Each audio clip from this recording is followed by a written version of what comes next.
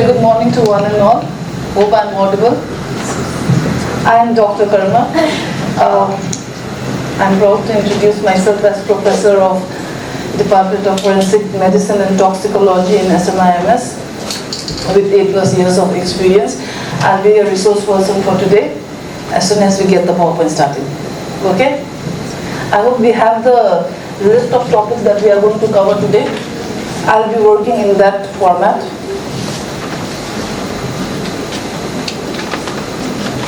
These are the topic for today, that is understanding raw data, procedural and legal safeguards, sample collection for DNA profiling and other examinations, victims' privacy guidelines, interpretation of MLCs and FSL reports, preparing medical legal case reports. Now before I start, we all have heard about artificial intelligence, isn't it? How it has been used by the scammers to scam people and has created ruckus. But to use it in our favor to collect the evidence, how it can work as evidence, it's a long way to go, isn't it? But somewhere we have to start, right? So we'll start with the basic. First of all, what is data? Understanding the raw data. Data is any collection. The screen is like that. Data is any collection of facts, figures, measurements, observations, or raw information that can be recorded and used for analysis or decision making.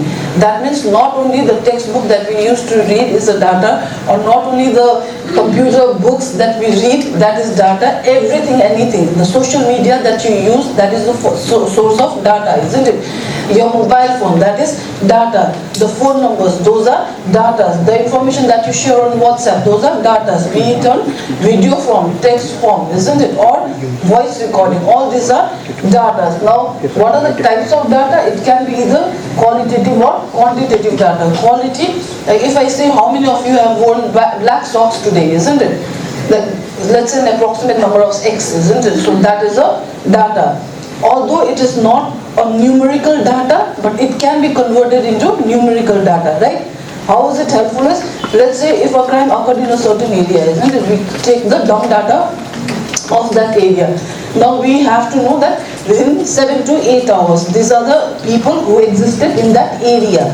So that is going to give us the information who is most likely related to that person, who has the agenda, who has the motive, isn't it? Somewhere down the line, we are going to find the information based on that. The qualitative data, these are like colors, labels, categories, isn't it? Which are basically non-numerical. Whereas quantitative data, these are numerical. It can be measured or counted. For example, height, weight, temperature, age.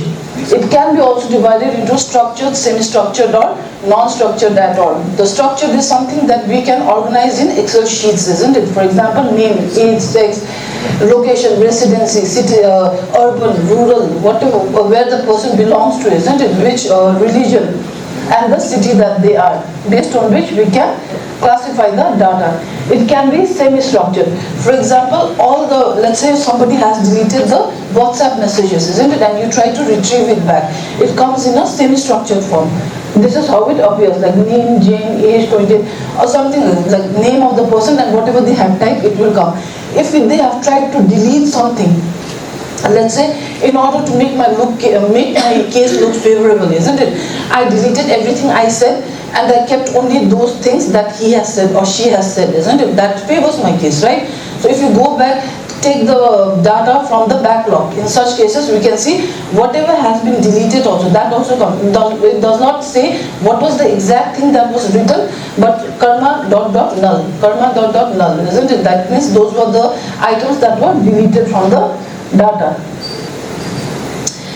Now data can exist in many forms. It could be either text, numbers, images, audio or video recordings, sensor recordings, temperature from Internet of Things, isn't it? In cyber forensic, all this data can be evidence from hard drives, network traffic, emails, mobile devices, cloud platforms. It must be carefully collected, preserved and analyzed. This can be in big forms, isn't it? Big datas.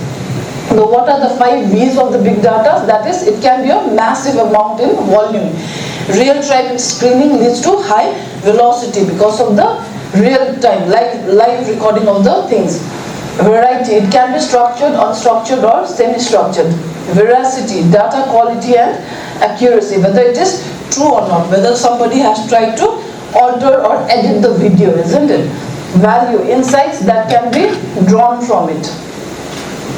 If somebody has tried to tamper it or edit it, isn't it? In which case, in which side it looks favorable, that person has done the editing, isn't it? That also gives you an insight, isn't it? Why the other person would try to do that. Understanding the raw data, data in artificial intelligence and machine learning. Training data examples are used to teach a model. When we talk about intelligence, isn't it? As far as I believe, intelligence cannot be artificial. Can intelligence be artificial? If you are born intelligent, if you are intelligent, can it be created? Can it be reciprocated? Can it be grown to an extent that I can make somebody who is at the last in the class, the ranking is last in the class, can I make that person become the first ranker merit holder in the class? It's not possible, isn't it? So basically artificial intelligence is nothing but compilation of human behavior, isn't it? Human pattern, how they work, what they do, how they think, isn't it? And depicting that act itself, isn't it? That's why it is said that it's important not to leave any data footprints, right? Because every time you leave a data footprints, every time you tell how do you think, how do you, like if I use ChatGPT for example for a essay writing, I'll write give me 2000 words on such and such topic, isn't it? It will create a generator topic. Then I'll copy that and I'll try and edit it in my own words, isn't it? Every time I do that, I'm replacing myself. Then I do not become indispensable, isn't it? I'm easily replaceable by the machine. That's why it is important not to put every information in the social media, because after that you will be a pattern. If you don't believe me, you can take out your Google. You don't have to download ChatGPT, just write ChatGPT and ask about yourself. Everything that you have typed in the social media till date will appear. Be it the government orders, be it when you were recruited, be it what you had done in the social media. I was at this place, drinking this, drinking that, or being with friends, isn't it?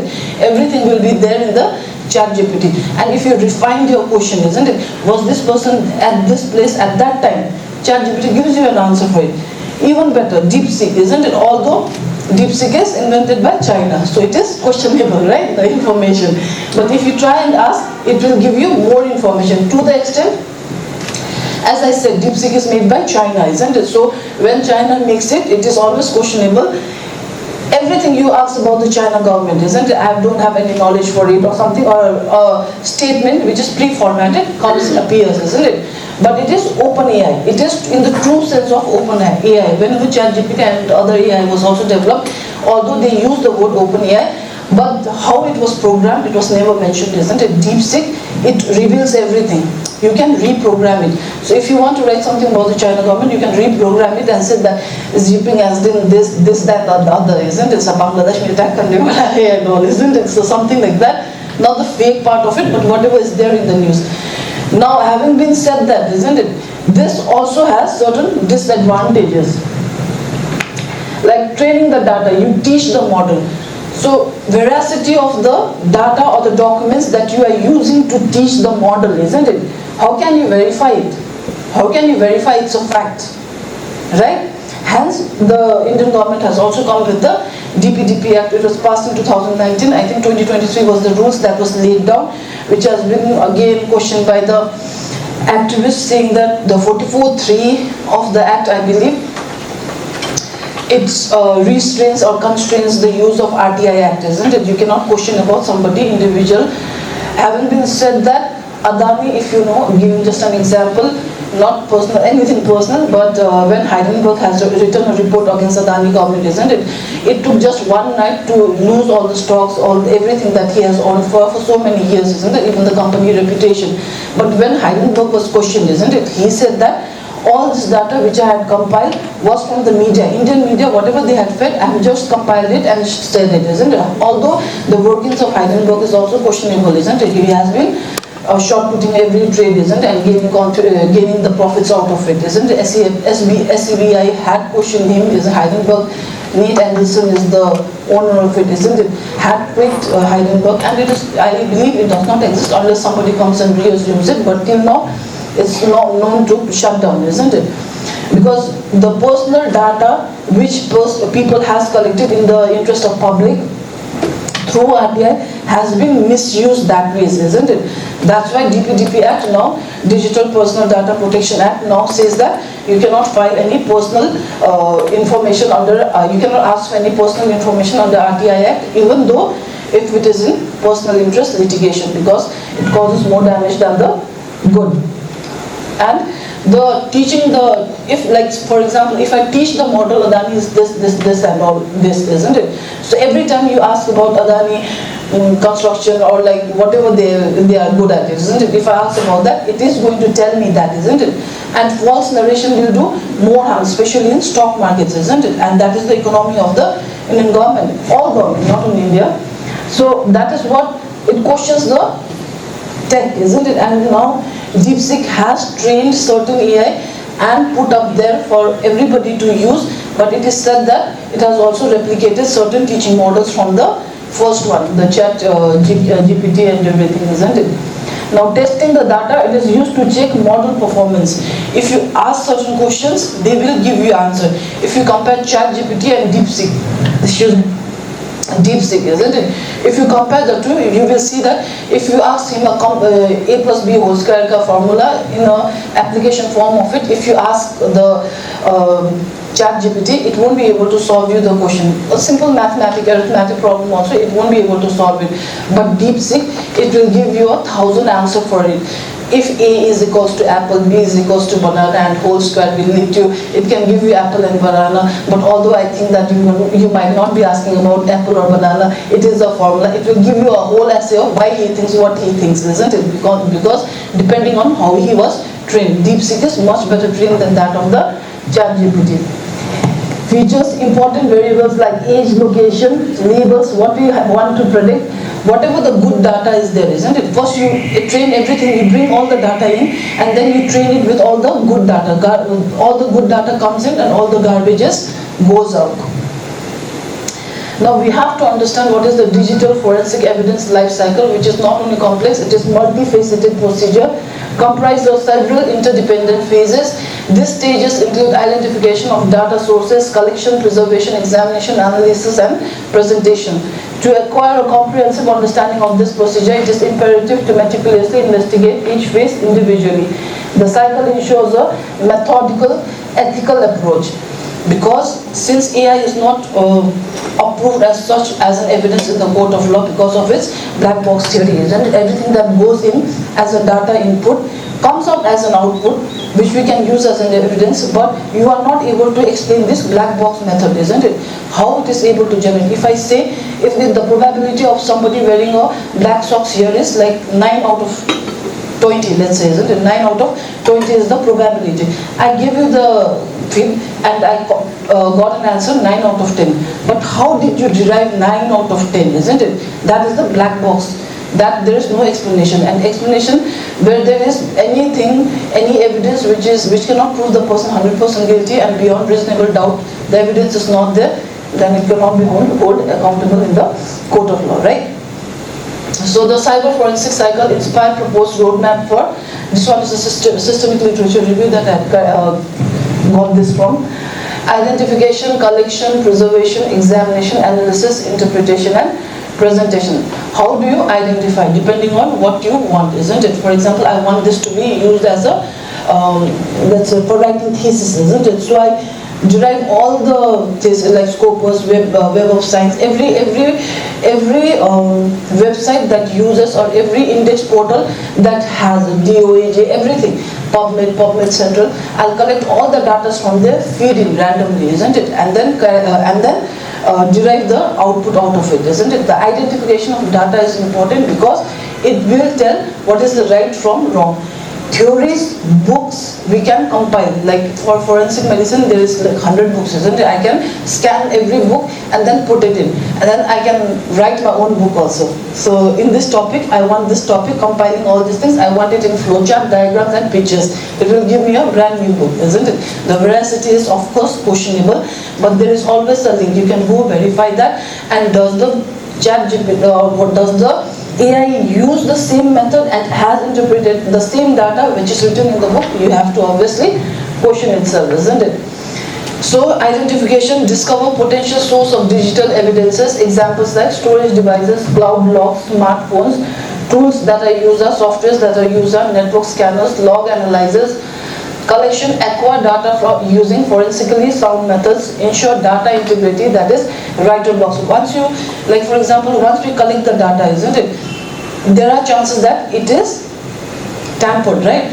So writer block is something that will convert the data into read-only memory, isn't it? So you cannot edit anything, but you can go through it, right? Document every step in the chain of custody. It has to be replicable. If asked in the court, how did you get the data, you should be able to redo that again. So what command that you entered, what did you do, has to be logged properly so that you can replicate it again. Preservation, main integrity and originality of data, use hash values, like these are the softwares used. Backup data is secure, tamper-proof storage. Examination, in-depth review of the data to identify relevant artifacts. Use forensic tools like MTSS where you it's a tamper-proof software. Autopsies, you can interpret the data. Although I believe, I hope we use human intelligence for that and not only based on the computer or artificial intelligence. Volatility and may include keyword search, metadata, analysis. Analysis, correlate data points to reconstruct events, detect timelines, patterns, connections, employ artificial intelligence or machine learning for automation and anomaly detection. The presentation, part of it includes compiling the data in such a way that it is legally admissible, create clear and conscious reports with visualizations, maintain objectivity and transparency. Like we know, isn't it, Alexa or any command-based device that is helpful in our home, isn't it? We can command it. Like for example, Alexa, give me a news for today, isn't it? It usually reads India Today. Or maybe because I read India Today, that's why it gives me the news for today. Every morning, that's the same routine. I ask for the news, it gives me the news from India Today. That's a pattern, isn't it? Now, second day, if I ask, what is the news today? It is going to go back to the India Today and say whatever is there in the news today, right?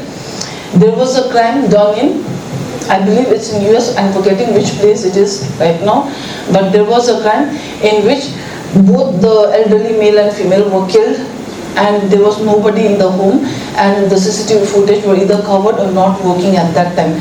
So the police investigating officer, they went to the company, the Amazon company, and said that please kindly give us the data that has been recorded by the Alexa. They said that we don't have such devices because at Facebook, Instagram, WhatsApp, and this Alexa and all those devices that we use, apps that we use, isn't it? They have been questioned again and again in the court of law in US, isn't it? To try and say if they can track them back or not. And they have always denied that. They are unable to track it, isn't it? Somehow in this case, they went to the court, they got the permission and they tried to retrieve it. Because based on what they got the permission is, if I say I would like to eat jalebi, isn't it? It will suggest me to the place which I order from in Zomato most likely. Like for example, mithai, isn't it? So it's going to suggest me, mithai is now open near you, right? It's going to suggest me. So probably it's recording me, isn't it? Same with the Facebook, Instagram. If I like something, isn't it? If I try and see a sari maybe, isn't it? So it's going to suggest the advertisement again and again. So in a way, you are recording us. Otherwise, you wouldn't know us, right? So that concept was put into the court and they said like, please give them whatever you have, isn't it? So when they got the Alexa and the recorded version of it, when they heard the audio recording of it, the two men came in, had killed them, isn't it? They had screamed for help, but nobody came to their rescue, isn't it? That is how the two individuals, they were talking to each other, calling out each other's name. That is how they got into the they got caught and then they were punished for the same, isn't it? So even though we use devices, make sure that the devices do not use us back, right? So how do you make it legally admissible? You can use it, but how you can use it better is on you, right? Role of artificial intelligence and machine learning, that is rapid data processing. Let's say there is, let's say the person has been missing for let's say 3 days, isn't it? And the body was found there in the sea. or a Tista river. So you have a CCTV footage near that river. So there could be, you have to watch it for more than 3 days. So 24, 48 and 72 hours. 72 hours of footage. You cannot see it. But if you can give the feed and put the video up, they will upload it. You upload it and then they will give you the timing. In this time, there were certain movements. So you have to see only those logs, isn't it? So it will reduce your amount of work that is required. Enhances accuracy, reduces human error, application in image and text analysis, malware detection, memory of forensics, incident response. Key benefits are speed and scalability in investigation. If we can reduce the time for going through things, isn't it? Automation of repetitive tasks. Everything that is repetitive can be put into the AI. Real-time detection and decision-making, handling of big data and diverse formats. The major findings is to maintain the chain of custody, email and network analysis, malware classification, tools such as 50 Vulneralizer, SOM models can be used not only to save but also to interpret the data. Use in volatile memory analysis and file type identification.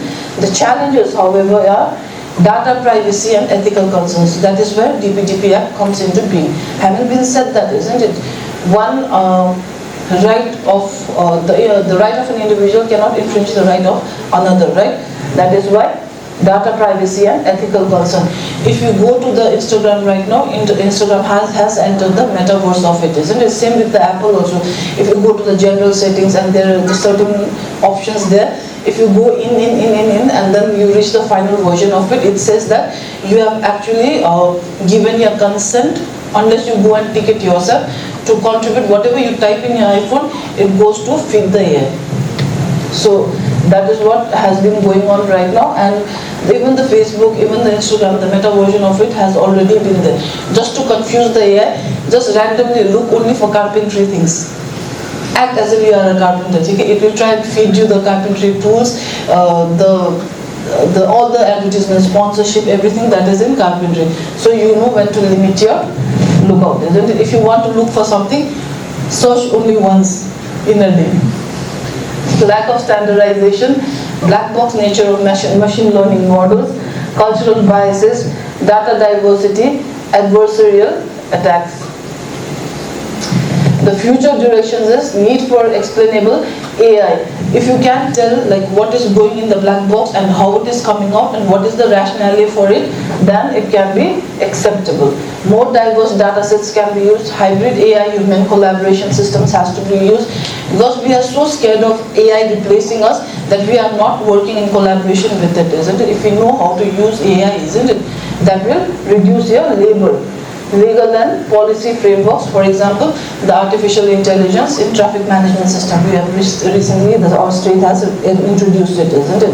In Gangtok. Adaptive and resilient models. Conclusion. Artificial intelligence and machine learning are transforming digital forensics. Significant potential, yet challenges remain. Continuous research and collaborations are essential. Ethical, legal, technical considerations must evolve. The key features of the AI systems, the AI-driven traffic management system in Sikkim is the data which we are feeding in right now. What are the chances that the computer can give you wrong information is unless the source that you have put from, isn't it? I believe it is from National Informatics System, NIC, from the NIC they have collected all the data and this has been fed, isn't it? And whatever is due or balance or they have not paid for the challan that has been cut, isn't it? And they have not paid for it, that is going to show as soon as the automated license plate recognizes it, isn't it? And then they are going to solve it. But artificial intelligence, as it said, isn't it, can have it can go at a speed of 60 km per hour, isn't it? So it might not be able to record properly. So there are chances of errors, slight errors, isn't it? And that should be granted also, I believe, because humans also do errors and probably more than that, right? The AI system has fed the data including document verification, e-challan generation, violation detection and real-time monitoring. All this data has been fed, and the artificial intelligence that has been used in this technology is computer vision, deep learning, that is computational neuronal network, YOLO and SSD is the software that is used. It detects the vehicle, tracks movements, identifies red light violations, etc. Recognizes behavior like running red lights, speeding, wrong way driving, automated license plate recognition, in which it uses OCR and AI to read license plates from images or videos, links violation to the vehicle owner instantly. Edge artificial intelligence and Internet of Things sensors, smart sensors and camera processes data locally at the far edge, reduces delay, latency and speed of violation detection. Predictive analytics, that is the machine learning model, analyzes the past violations to predict risky zones, deploy enforcement more effectively. If I say, this is also one of the negative biases, isn't it? If you see that if a car constantly is in violation, every now and then, every 2-3 months, there is one violation. For the next 3 months, is not under violation. AI can forge that information that this is under violation, even when the person is not under violation, isn't it? There was also a case in the social media where it was said that a human driving a vehicle was charged for not wearing helmet, isn't it? Later on, they came to say that when it was recorded, isn't it? The photos were such that it looked like he was on a two-wheeler, the person next to him was on a two-wheeler and he was like within the vehicle. Maybe he has stuck his head out, isn't it? So it was read like that when it was clicked. Within 0.06 seconds it was corrected also. It was said that it was not meant for you, isn't it? But it was made what it was made to be, isn't it? Having been said that, how many of us can agree that artificial intelligence has made our life easier? And how many of us can convincingly say that no, it has made us difficult? The society can only get what they demand for, right? Do the society demands to pay more challan, to work right, isn't it? So everything that is good comes with a little bit of backlash, isn't it? And has to bear the consequences of it. Having said that, they believe, I think 30,000 challans were rightly put up as compared to one error, isn't it? If you compare the probability of it, isn't it? It is reducing the workforce.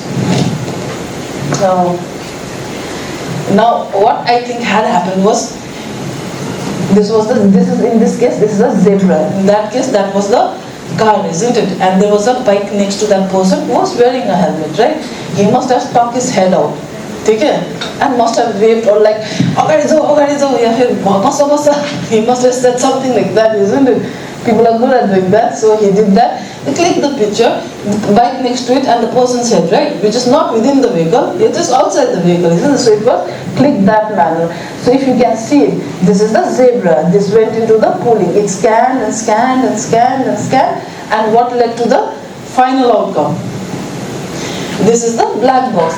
It is not going to explain how, isn't it? But it is going to say that there is 0.2% chances that it is a horse, 0.1% chance that it is a dog, 0.7% that it is a zebra. Then it is said that it was a zebra. Now let's say if I have produced this data, isn't it? This data, this pulling in of data, I have put off all the wild animals. Tiger, lion, giraffe, elephant, isn't it? What will be the probability rate? It is going to reduce, right? So, what data we fed in has to be done by humans, isn't it? So, I am going to say that zebra is not going to drive, humans are going to drive, isn't it? Human has the tendency to bring their head out, isn't it? So, did you had brought your head out while driving? So, this is what it was, right?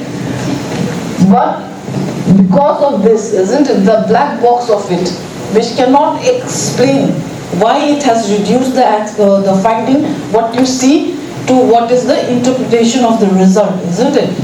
Which is not acceptable in the court. It has to be beyond reasonable doubt. That the chances of it being wrong is 0.2 and 0.1. Now, if I include all the wild animals, it will be more than 0.8, right? The chances of being right is less than 0.2. Same with understanding the raw data. Let's say a person says has committed essay or murder or homicide or whatever it is, and he claims that he was not there. He was at a pub dancing or he was at a friend doing something. If you want, you can check the picture and all, isn't it? So we put everything, every feedback along with the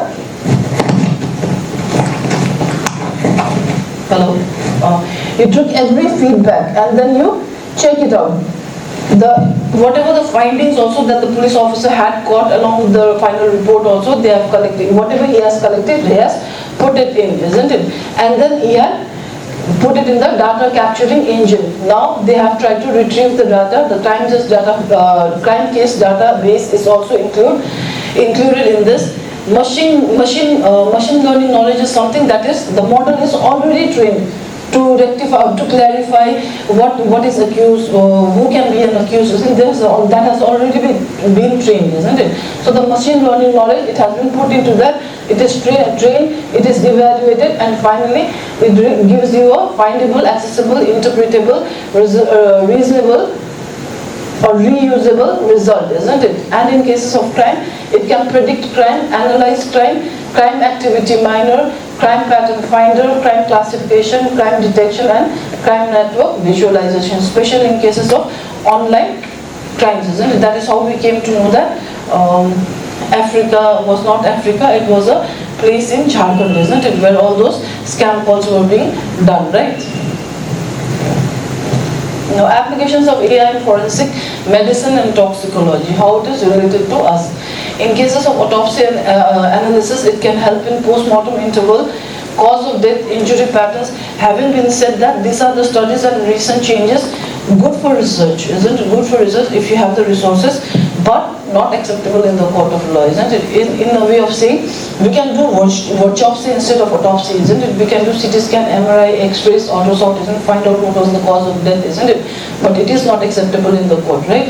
We have to do the autopsy, the post-mortem investigation or the examination of it. Same with this also. Good for research, but to be refined and then to be acceptable in the court, it is going to take a while.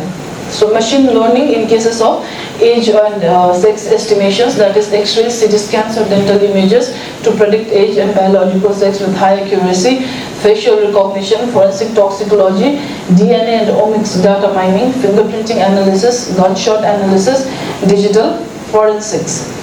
Applications of AI in forensic medicine and toxicology, that is dental identification. AI analyzes dental X-rays and records to identify individuals, useful in mass disaster. Why this is important is also for the fact that in 2016, I think Andhra Pradesh was the first state which has accepted to be the to accept the data collection, DNA collection based data for the center so that they can compare the crime. So every time a person gets committed and sent to the jail, their DNA will also be collected along with their fingerprint. Previously only fingerprint was collected, now DNA will also be collected, and whenever some other crime happens, there is DNA samples, they will be compared with them. That is basically the banks for it, isn't it? It is a bill, I believe it is still a bill, it has not been accepted as act, but Andhra Pradesh in 2016 has become the first state to accept this. Bite mark analysis, AI improves pattern recognition and matching accuracy. Face reconstruction creates 3D jaw and teeth models to support facial reconstruction of unidentified remains. Key application areas and AI model used are data sources, bone radiographs, panoramic dental X-rays. Models is again CNN and DCNN and ANN. These are the softwares that can be used, and these are the studies in which it was used, isn't it? DXH. For the living, we are not able to use this, isn't it? In a country like India. For studies, soon they also won't be able to afford it, isn't it? Because Trump is most likely cutting all their funds from Yale, Harvard, Brown, everywhere, isn't it? So now we are coming to the stable level field. Sex estimation techniques, skull CT scans, cranial measurements, facial images. Models are decision trees, ANN, BPNN. Examples, in the Young et al. Studies, it was seen that CT scan can predict 97.2%. But that is also, there are also chances that 2.8%, isn't it? There are chances that it might not be true, right? Human identification, the tools are dental radiographs analyzed via CNN. Goal, identify individuals based on unique dental features. Example, achieved in 97.74% accuracy at rank 5. Like for example, I'll give you one example. If you do X-ray of the right hand, right wrist, isn't it? If the ulna is fused, isn't it? Ulna in the sense, the epiphysis and diaphysis of the ulna is fused, it is 17 and a half years above, isn't it? And if the radius is fused, it is more than 18 years of age, isn't it? But there is something known as epiphyseal scar. Like it does not happen so, like if it is, you are 17 years today, tomorrow you is your birthday and you are going to be 18. All of a sudden the bone is not going to fuse, right? So it's a stage of fusion, OBRC, isn't it? There is zero union, there is beginning of union, there is recent union, and then finally the complete union.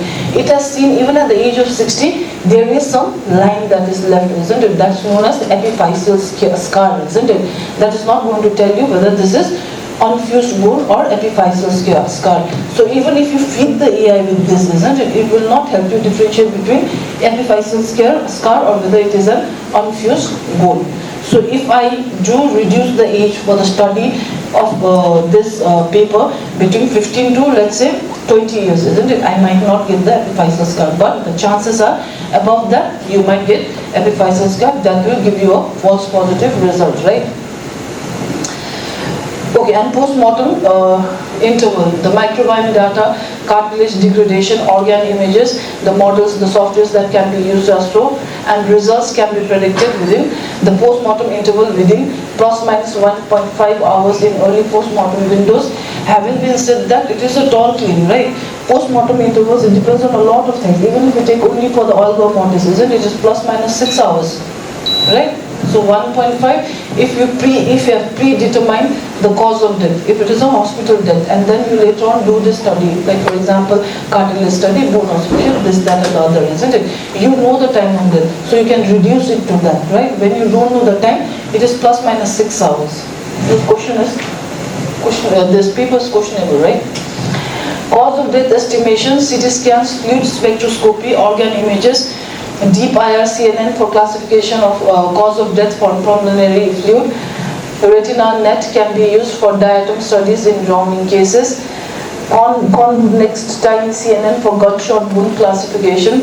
Pericardial effusion detections, tool list, chest CT images. AI uses encoder, decoder, CNN, UNID. Sensitivity is 97% and 100% for this test. There are other tests that can also be used. These are the models that are used for machine learning and artificial intelligence. And the most important now is the ethical and the practical consideration of things, in which AI is designed to assist, not replace the forensic professionals. Importance of explainability, transparency, and legal admissibility of AI-generated evidence.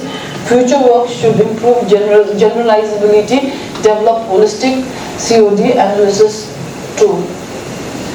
Now the second topic for today that we are going to start would be after the lunch break, or should I continue? Break is at 11 a.m. Okay.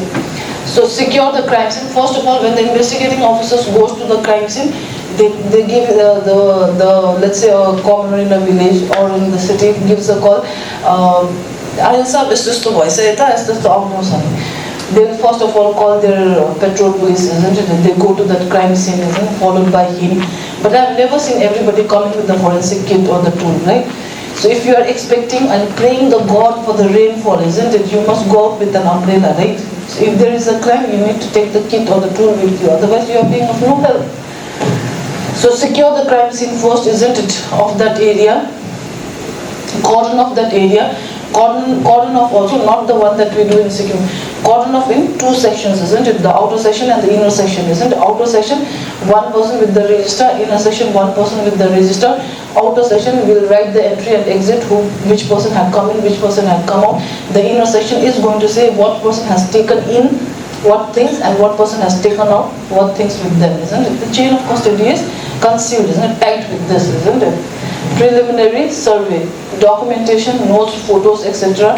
Crime scene search, it can be street, breed, drone, many others, isn't it? Evidence collection, packaging and labeling, chain of custody, transport to CFSL or in our case RFSL, isn't it? Sample collection, for blood or liquid dried blood, we have to collect liquid with a syringe or dropper in a EDTA tube. EDTA tube is the one with the lavender color top. collected, dried, gauze or swab, air dried in a paper envelope.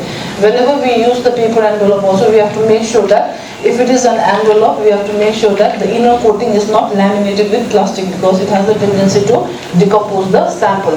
Packaging, never use plastic for wet items. Label each item separately.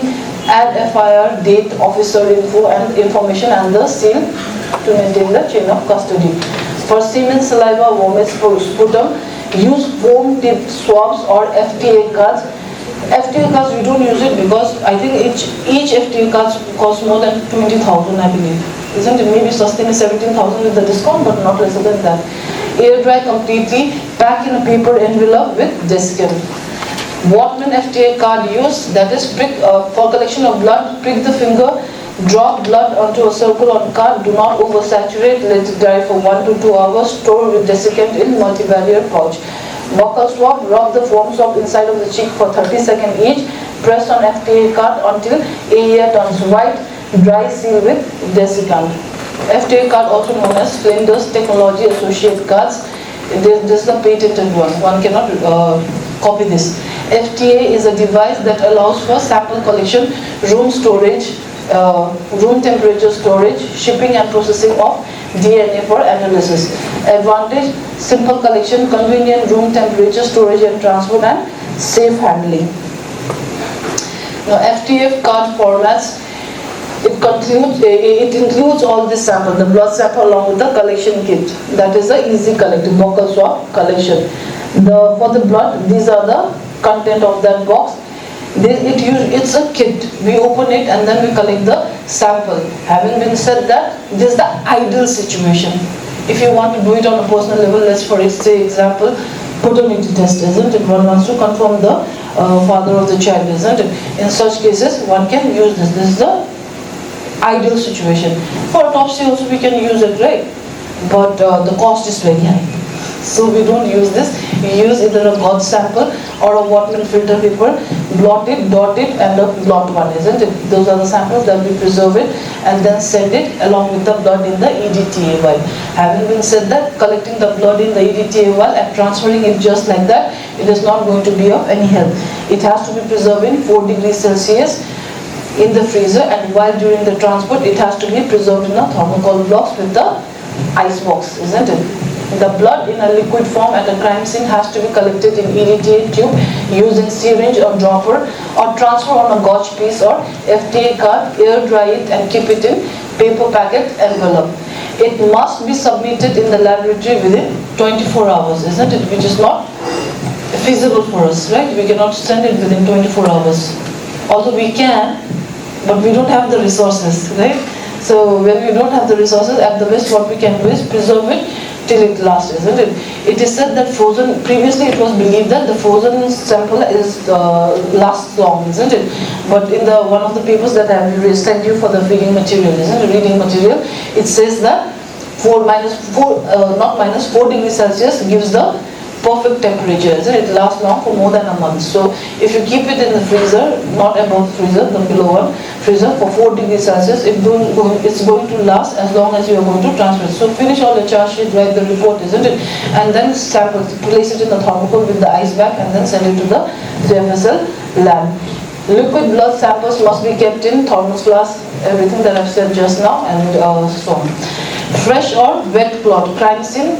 Collect the clot in sterile tube and add equal volume of normal saline or phosphate buffer solution for DNA evidence sample.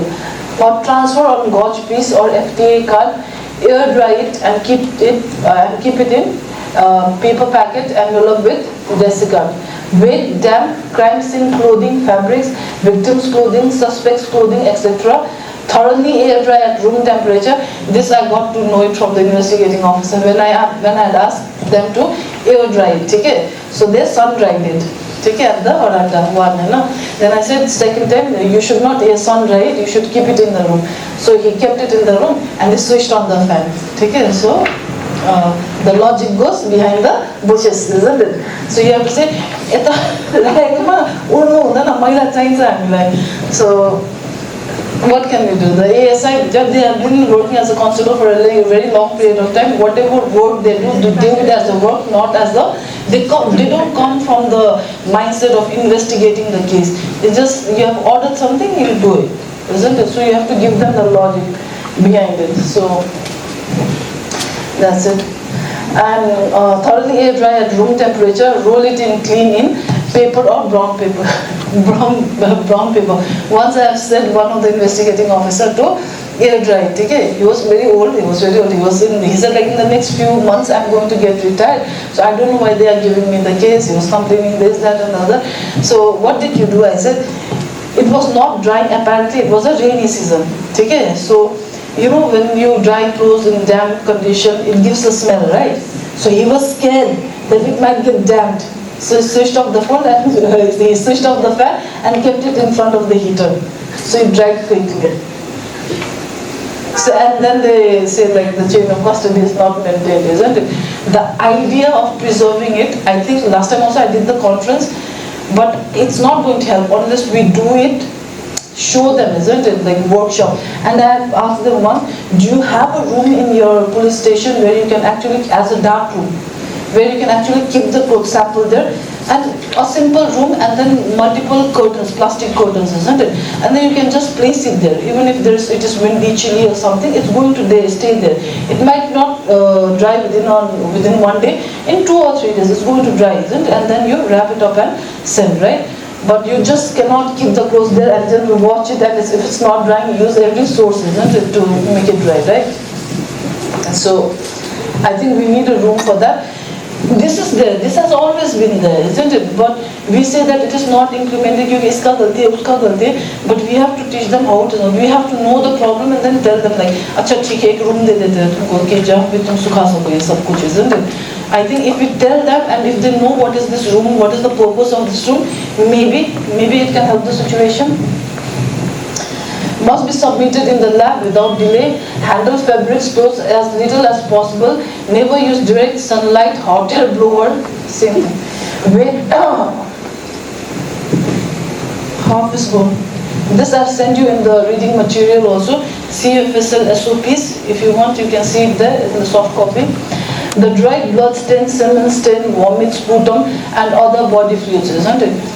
I've asked them if they use the UV light. Let's say if it was in a hotel room, the crime scene, isn't it? The POC was in the hotel room. Do they use the UV light? They said, no, we don't have it, isn't it? Actually, my question to them was, the sample that you have taken, are you sure is the semen sample or the vaginal sample, and it is not a urine sample or the stool sample? So yes, I'm sure. Because if you darken this whole room, isn't it, and scan it, isn't it, it will show positive. Because of contamination, because the same mop which is used in the bathroom, if you use it here, it's going to give a positive sample. Even if you collect it, it is going to give you positive, but it is a false positive. It's an artifact, right? So they don't even use scan. They form something moist. So you have to sample it. So that brazenness is also unwarranted in such cases, right? Crust, stain and spatters. The crime scene or unmovable surfaces, floor, concrete wall, etc. We cannot plot the whole wall. In one of the crime scenes it was done actually, right? Where the bullet was there and then the wall was actually broken and taken to the crime scene. So moisten the dried blood stain for 5 to 10 minutes with phosphate buffer solution. Distilled water, collect the moisture stain with a foam tip. Swab, FTA we can't afford it. The gauze piece and air dry the swab. Pick this dried swab in paper envelope. Must be submitted in the laboratory without any delay. Never make blood scrapings. Collect scrap of different spots in, because previously we were told that we have to collect the scrap even from the weapon, isn't it? Even if it is air dried, we need to collect the scrap. Now it is said that do not collect the scrap, just moist the swab stick, isn't it, with the normal saline and try to moisten that blood stain into liquid. It's reversible, right? And then collect the sample and send for testing. The stain in cases of firearm, weapon, bullets, small objects such as household utensils, stones, bricks, etc. Allow the stains to dry. Collect the item directly. Pack and seal in cardboard or shipping box. Seal with evidence tape. must be submitted in the laboratory without any delay. Stain in cases of vehicle, carpet, wood, etc., upholstery or wall. Cut down the stained area, allow it to dry in shade. Package each cutting separately. Also collect an unstained cutting as a control from adjacent area. Must be submitted in the laboratory without any delay. It has to be air dried and air dry the sock thoroughly and pack preferably in a paper envelope or in a sterile vial. The semen sample, which is a liquid form from the object of the crime scene, collect the sample with sterile gauze piece, cotton swab, surface swab, air dry the swab and pack in paper envelope. It must be submitted in the laboratory without any delay. If it is, the sample depends, if you are sending it for DNA testing, isn't it? Same thing, 4 degrees Celsius, and send it in a thermocol ice pack. Tissue organs, fetal remains. Tissue, it could be wet semi-organs or any of the organs. Dry fetal remains, mutilated remains to crime scene or place recovery. Tissue or organs in a clean plastic container recommended. Immediately store, parcel and freezing conditions without any preservation for DNA analysis. For toxicology or drug test, use saline as preservative. So when I send the fetus immediately in normal saline, I send, according to me, I have sent it to CFSL. The police keeps with them, the investigating keeps it with them for 1 month. That is not going to be feasible, isn't it? Either you freeze it, isn't it, and then send it. But that is not going to be of any help because the chain of custody, it shows that there is delay there, isn't it? So that is reasonable doubt, isn't it, to make the person acquitted. Must be submitted within 24 hours, and while transporting, the exhibit containers must be kept in thermocol box with dry ice, cool and pack, and vaccine carrier. Never add any preservative like formalin. Samples must be packed separately. Store the packed sample in freezer if there is any delay in transportation and submission to laboratory. Bones wet, bones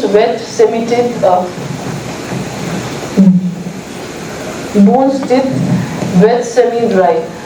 That is crime scene or place recovery. Clean and wash the bones and teeth to remove any debris. Why it is asked to remove the debris? Because it has the tendency to decompose, isn't it? So it will decompose the bone too, isn't it? That's why it is asked to be clean. Allow it to dry completely in air. Roll and pack in brown paper. Envelope and seal in cotton cloth, cardboard boxes, etc. If you are wondering if haven't you tampered the evidence if you are cleaning the bone, no, because it is the content of the bone that we want, isn't it? The marrow that we want. हड्डी के अंदर जो marrow होता है ना, खाने में बहुत अच्छा होता है वो marrow. That is the DNA source of it, isn't it? That is going to help assess the irritant. I am veg.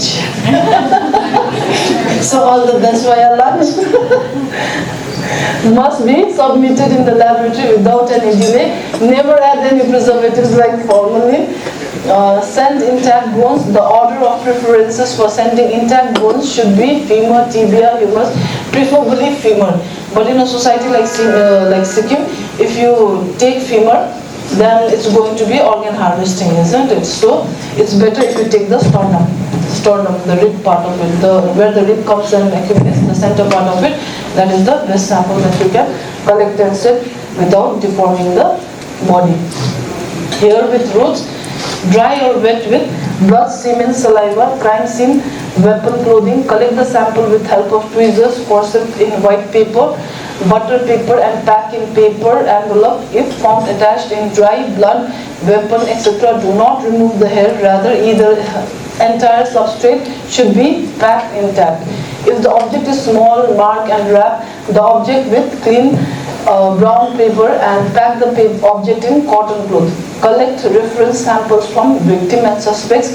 50 to 100 hairs should be collected and forwarded with the roots.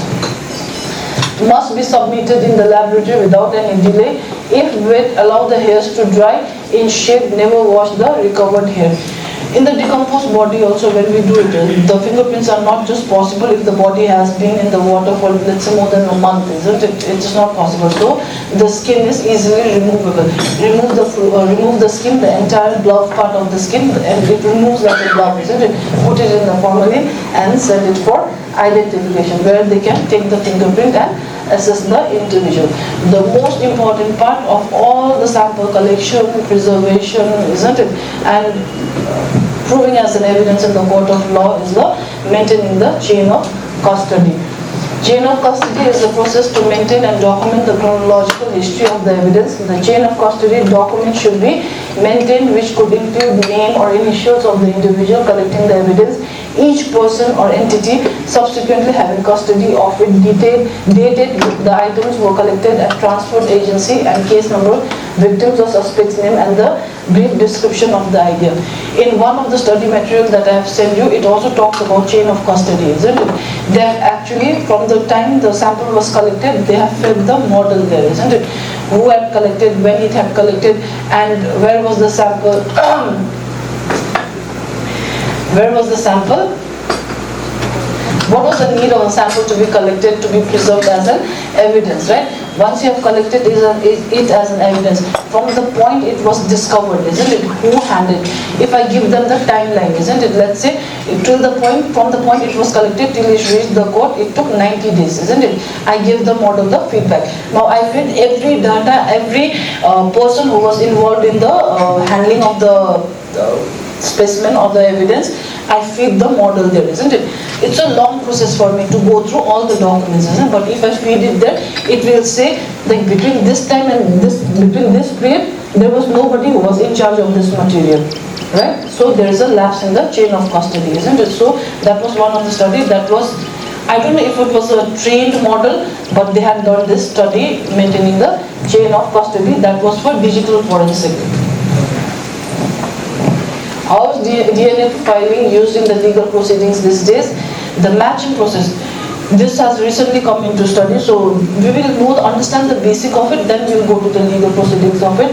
The matching process in forensic cases, DNA profiles from evidence are compared with known or reference samples. This result of this comparison can lead to three possible outcomes. One is match, isn't it?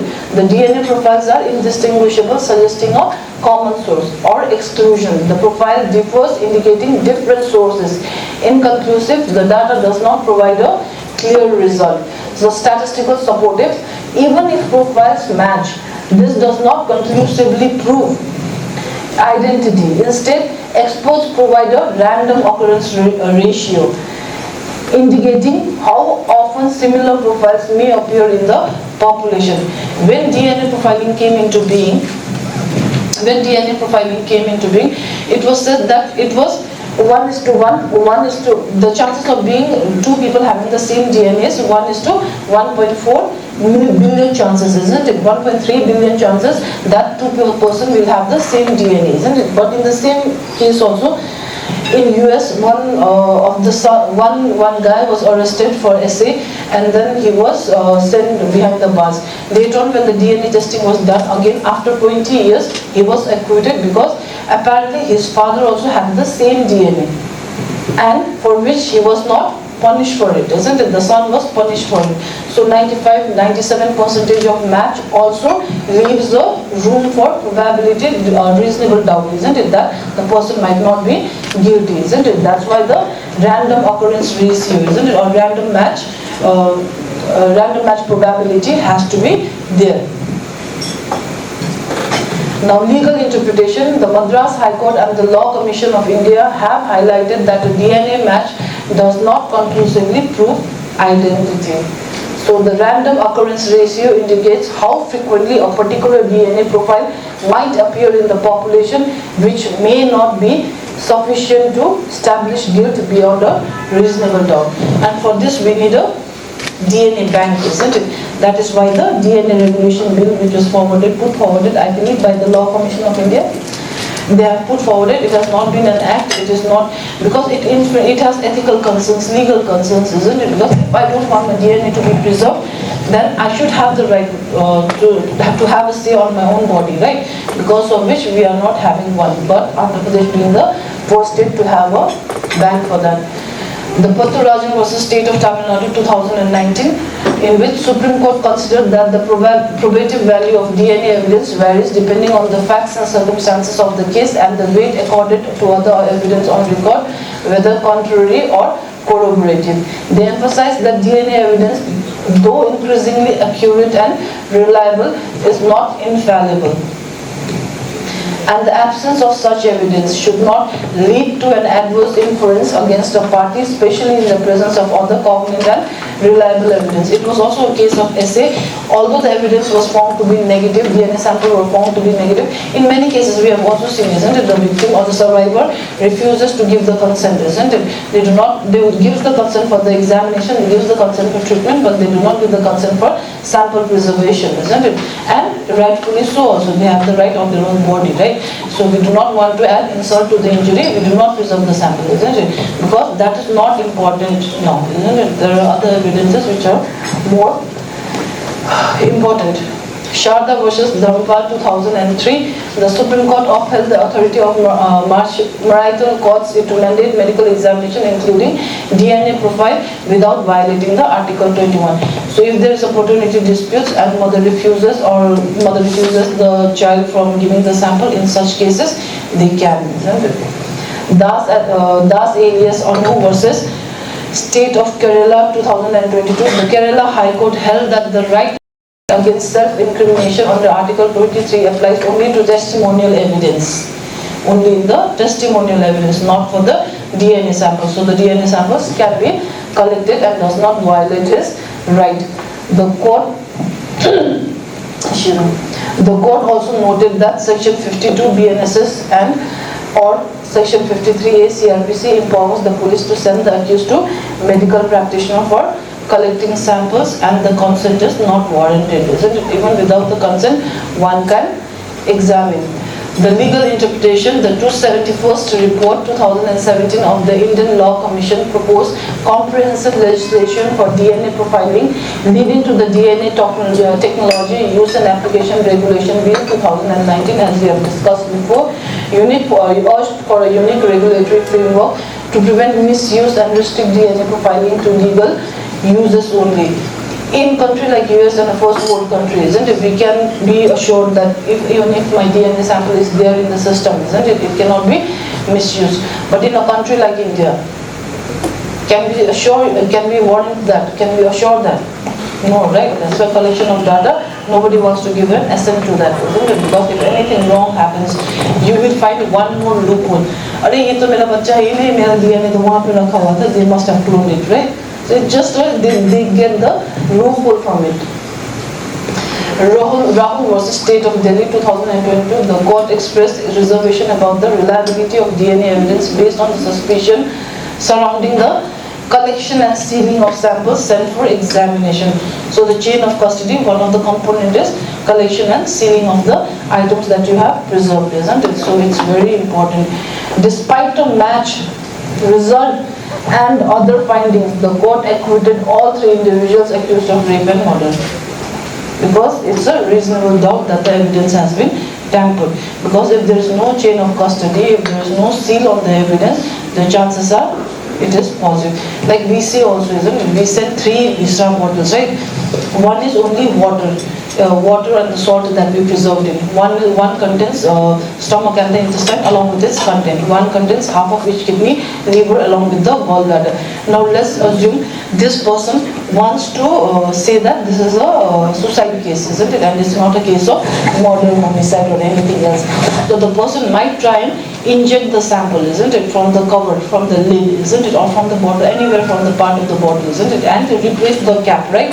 It is the seal that is going to not only protect, that is going to give the assurance that this has not been tampered. Even so, isn't it, if they have injected from somewhere else, isn't it, and later on, of all the 3 visas, the beauty of science is that once you take it to the toxicology lab, isn't it, and do the testing, you are going to you are going to see for the changes that is in the visceras, isn't it, which cannot be brought about after the person has died, isn't it? That's why I say that Many a times we see the changes in the stomach. No need to send it to histopathology lab. We see that it is a case of poisoning. But when they go for test and they bring back the test result, they say it's negative for all common drugs and poisons, which is not right. Because the stomach changes are there. Had I sent the viscera for histopathology lab, it will show changes, isn't it? If I can see with my naked eyes, I do not send it for histopathology lab, isn't it? Because it constrains the resources, right? So if the test is positive, even if I see that there is a changes in the stomach, I will be writing that there is a changes which is caused because of poisoning and thereof.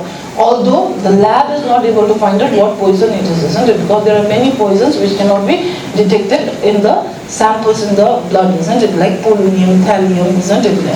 Nerium, oleander, etc. So we'll continue this after our break. Thank you. Still morning. Should we continue? So this would be the last slide on the legal interpretation. Manoj versus State of Madhya Pradesh, the court identified the likelihood of contamination in the DNA analysis due to the absence of mentioning the random occurrence ratio. It is now not only about collection, preservation, sealing, but also about mentioning what are the likely chances, what is the likelihood that this sample is also similar to what amount of people. So the court emphasized the importance of considering the statistical ratio or random match probability, which indicates the frequency of a particular DNA profile in a population. The lack of mention of RMP led to the exclusion of the DNA evidence in this case. Now the third topic was, I think, maintaining the victim's privacy. Maintaining victims' privacy. The guidelines for protecting the identity of victims in sexual assault cases in India are designed to ensure privacy, dignity and protection from social stigma and retaliation. These are mandated by laws, judicial rulings and institutional protocols. Under Section 72 of BNS or 228 of A, it prohibits the disclosure of the identity of the sexual assault of rape victim or survivor. Applies to police, media, doctors, investigator, advocates and the public. Includes name, address, photo, family details, school, workplace, anything that can reveal the victim's identity, and punishment up to 2 years imprisonment plus fine. Here I would also like to mention one thing, isn't it? When we say victim's identity, the media usually blur out the images, isn't it? And then say that so and so is the person who fell into an incident, who was assaulted, or so on and so forth. But can we not go backtrack and identify that person? Yes, isn't it? When you take the bites, isn't it? The media people, when they take the bites of people, like, how do you know this person? I happen to be their neighbor, I happen to be doing this, that, isn't it? Now the media also has to be woke, isn't it? In the sense to comply with this law. They cannot mention the name, they cannot mention the place, isn't it? And they cannot mention the identity, the neighbor. Like, I happen to know, isn't it? I so and so, like, even if they don't want to mention the name, they can use their ally's name, isn't it? I Jane Doe or I Rapper, I Stephen Hawke, isn't it? Would like to say this, I'm the so and so. Okay. Whenever we are talking about a minor, not only the media, we as a society has to be a little bit woke, sensitive, so that the person, when they grow to become an individual in the society, knows what is responsibility, knows how the society has protected them and how they are living in the society as a civil being, isn't it? And they can have a future ahead even when they are a survivor, isn't it? Because the social stigma attached to it and the retaliation faced from the public, government and even from the friends, isn't it? It's massive and cannot be under the control of any law, isn't it? Because how a human behaves cannot be controlled by law. This is one of the steps towards it, but I think this is more of a show card to say that it is illegal to do this, so don't do it. But when it actually comes to doing it, it is like a floodgate, isn't it? If one is sharing, it's a sharing thing. WhatsApp message, isn't it? Social media, they share everything, isn't it? So how many people you are going to put into bars for 2 years for doing the same? But if we tell people, isn't it? Like, for example, in the last lecture class, I had talked to one of the talked to the investigating officers where I have said that they say that the incident is reported. Everybody is famous doing this. यहाँ पे bike accident भयो, यस्तो भयो, यो लडेछ, मैले first record गरेको. Everybody is running for the race to become the first, isn't it? To get the maximum TRP, if not the TRP, the views, isn't it? They are in the race for doing that, isn't it? Whenever they do that, isn't it? The police officer will get the CCTV, call the person with the account holder of that account, isn't it, of the channel that they have uploaded the video to, isn't it? They call the person, they tell them, isn't it, give us the video in original, this can serve as an evidence in the court. Everything having been said and done, one must also tell them and urge them, isn't it, not to share this video with anybody else. Not with the known people, not in the WhatsApp account, isn't it? Not with the friends, not with the neighbors, not with the family. Why? In pursuit of this, because it is illegal, isn't it? And once they know that it is something wrong, they are not going to do so. It had happened in the past that one guy had found the survivor and had reported to the police, and everything was done. And that guy actually wrote a story on that in Facebook account with the name, everything about the child, and was said. And later on, he is the witness. If he files a case against him, isn't it, for disclosure of this identity, can he be the witness? No, isn't it? So it's a catch-22 thing, isn't it? But when he came, when he was called, when he recorded his evidence, he should have been told to take that post down, isn't it? And not to mention this and why. Everything is in the why of things, isn't it? If you explain the people why we are doing what we are doing, then it will make sense to them. Probably they are going to refrain from doing it, unless they have some ulterior motives, isn't it? Then they deserve 2 years, right? Section 366 BNSS or 327(2) of CRPC, trials for sexual offence must be held in camera or private court sessions. No person other than the relevant parties may be present. Media is prohibited from covering these proceedings. I think these laws have been made to give that trust and faith to the survivor that even if they come and complain and they fight for the justice, they are not going to be victimized by the society, and the law is with them, isn't it? The Supreme Court guidelines on the Nipun Saxena versus Union of India 2018 had a landmark judgment with specific guidelines saying identity protection is absolute. And this clearly says not just name, but any detail that can indirectly reveal the identity, showing the school dress. The recent case that I remember of is the one in the Pangthang area, isn't it? The school dress was revealed in the media because the CCTV footage was shown, isn't it? The area was shown. The victim's mother had come to the media and said that I so and so voluntarily said it, isn't it? Yes, there has been a case where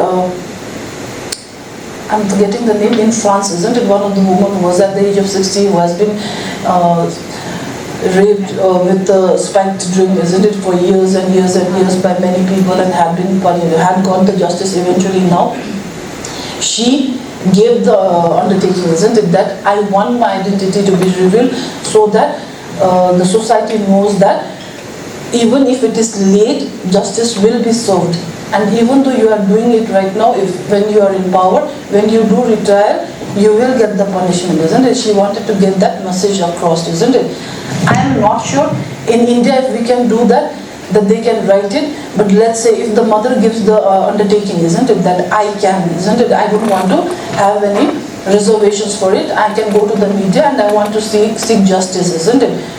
But you are harming the child, isn't it? That is the right of the child. I think that is where the CWC has to take first-hand cautions towards the child from safeguarding the future, not only from the society but from the parents also at times, isn't it? Which is a very difficult situation if you think of actually doing it. No publication, even in judgment reports, can disclose the identity. Till date, minor, we actually write the names and we say it's confidential, you cannot reveal the identity, isn't it? I don't know if it is acceptable in the court, because till date we have been writing the names, but you are not supposed to write the names, we are supposed to give them the number or like XYZ, isn't it? I would prefer a hospital number, hospital number can be written there, isn't it? And they can write the report based on that, and the person will be called based on the number. But who are the people who are called with numbers? Prisoners, isn't it? So it is a little bit unethical, isn't it, to give them the number. XYZ or some alias name can be given, isn't it? Like for example, in the Arjikar medical case, this thing Abhaya was the name given to the victim, isn't it? So some other alias name can be given based on which the case can be moved forward. I'm not sure of keeping the name, and if somebody writes the name, like for example, the original name is ABC, isn't it? I want to keep XYZ. Who is the authority that declares that name? It should be the investigating officer, isn't it? If the investigating officer writes the letter to us saying that please examine XYZ, isn't it? Then I'm going to identify XYZ, isn't it? And I'm going to make sure that XYZ is identified by the person, the police officer who has written this letter for examination to me, isn't it? So I think the investigating officer is the person who should have been in charge of not writing the name. Because once the police officer has written the name of the survivor, we are legally obligated to write the name, isn't it? Because otherwise it is not going to correspond that this report is for this charge sheet, right? Media houses, online platforms, bloggers must refrain from sharing any identifiable details, because this has happened in a number of cases. And if, let's say, the court wants to make an example out of one of the YouTube bloggers, isn't it? What will happen? If one is punished for doing so, isn't it? There will be a floodgate of it from how it has reached him, isn't it? There will be thousands. So for one case, punishing 1,000 for 2 years, it is, I wouldn't say it is impractical, but I think first few warnings, and then rather than standing them behind the bars, like striking the YouTube channel itself, cancelling the channel, putting the vlog down, would do them more damage and make them more responsible and accountable for the incident that they are reporting, right? Only use coded names or initials like XY, victim A in public records or media. So I think in investigating MLC cases, all the records that we are doing, isn't it? We are going to write the name except for the judgment. Even in judgments, I have seen that they have written Mrs. X. Isn't it? So establishment of one-stop center for victim support and anonymity. So one-stop center, this is one of the initiative by the central government. At every, I believe, 10 kilometers, one-stop center was supposed to be built. A functional one-stop support with the shelter for the woman, which I've seen one, but I've not seen it functioning so well. So it's questionable. But it was done in good faith, isn't it? I think somebody has to be accountable for it. Maintaining victims' privacy. Police and medical staff protocols use coded case numbers or initials in documentation. We don't do that, right? Don't include names in FIRs available in the public domain. Avoid repeated questioning in public or shared spaces. Medical forms and evidence must use confidential filing and chain of custody. Police must not leak or discuss case details informally or via social media.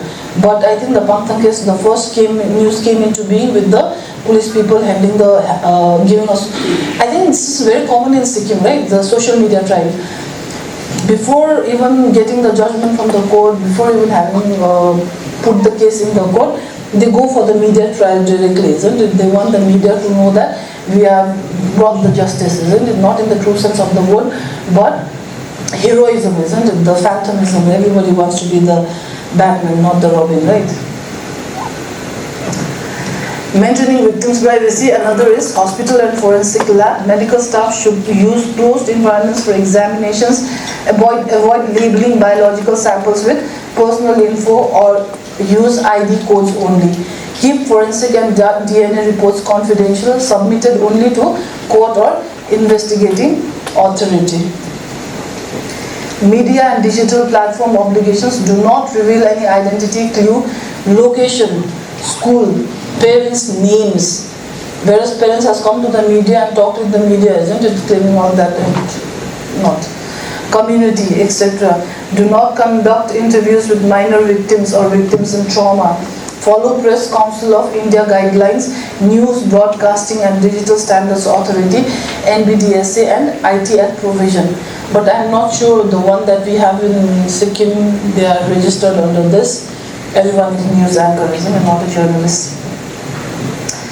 Under the POCSO Act, Protection of Children from Sexual Offence 2012, strictly no disclosure of identity of victims under 18 years, special care during interviews, trials and medical examinations, preferably by the policeman in the casual outwear rather than in the police uniforms to make them comfortable, and not in the police station, rather in the survivor's home, isn't it? So that the environment is comfortable for the child.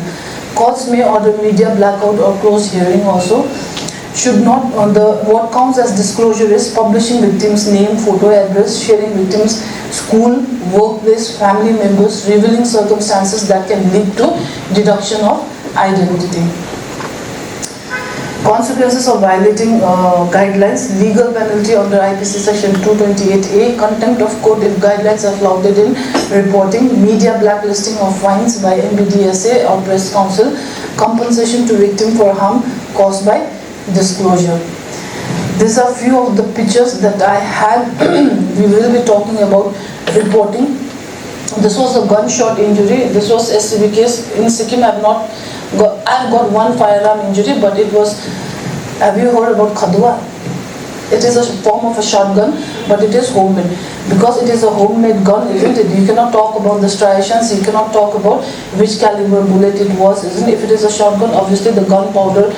It was not even a proper shotgun bullet, isn't it? The caliber of which we can calibrate it or gauge it, isn't it? They just used the gunpowder and shot it. He was trying to kill boar. It shot back and it blasted on his face. That is how he got injured. He burst out his head, and that was the cause of death. Although having been said that, even in STB, we got many cases where local made katta was used to fire, isn't it? We found the bullet, but can you associate the bullet with the gun? With the same findings? No, isn't it? Because it is country-made gun. So although we can find the gun, that's why if it is country-made gun, it is very easy to implicate anyone, isn't it? Buy one country-made gun, and whoever doesn't give the hafta, you put that gun into the bag of that person. It's common phenomenon outside, isn't it?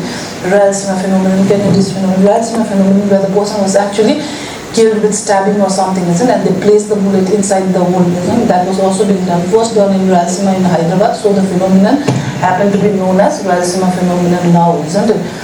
This is one of the case in which, if you can see, isn't it, this area, one of the person who was writing the report wrote this as tattooing.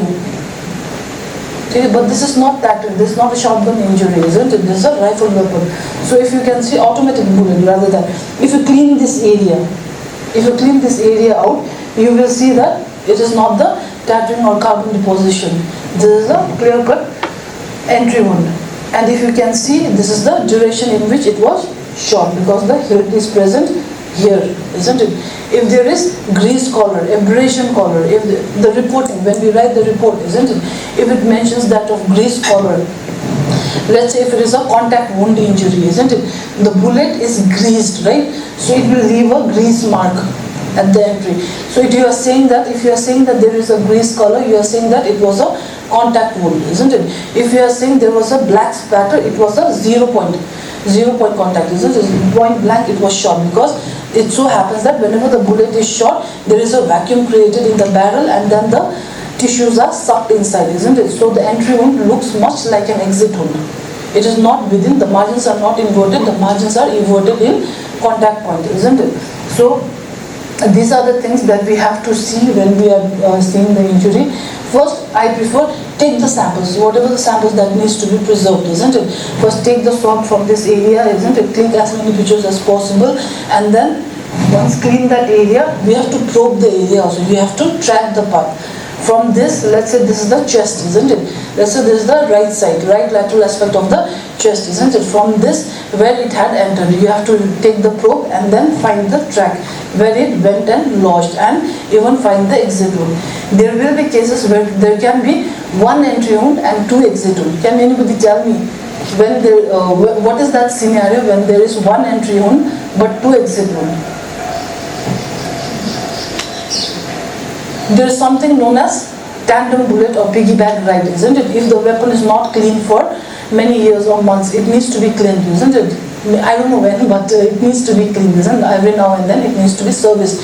If you don't do that, once you shoot, there will be chances that it will be stuck within the barrel.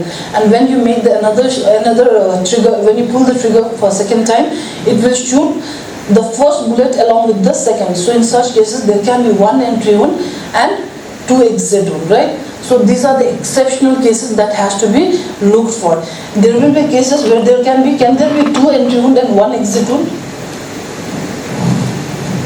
Yes, if one of the bullet is within the cavity, you have to look for that bullet. If there is two entry wound, you have to look for two bullets, isn't it?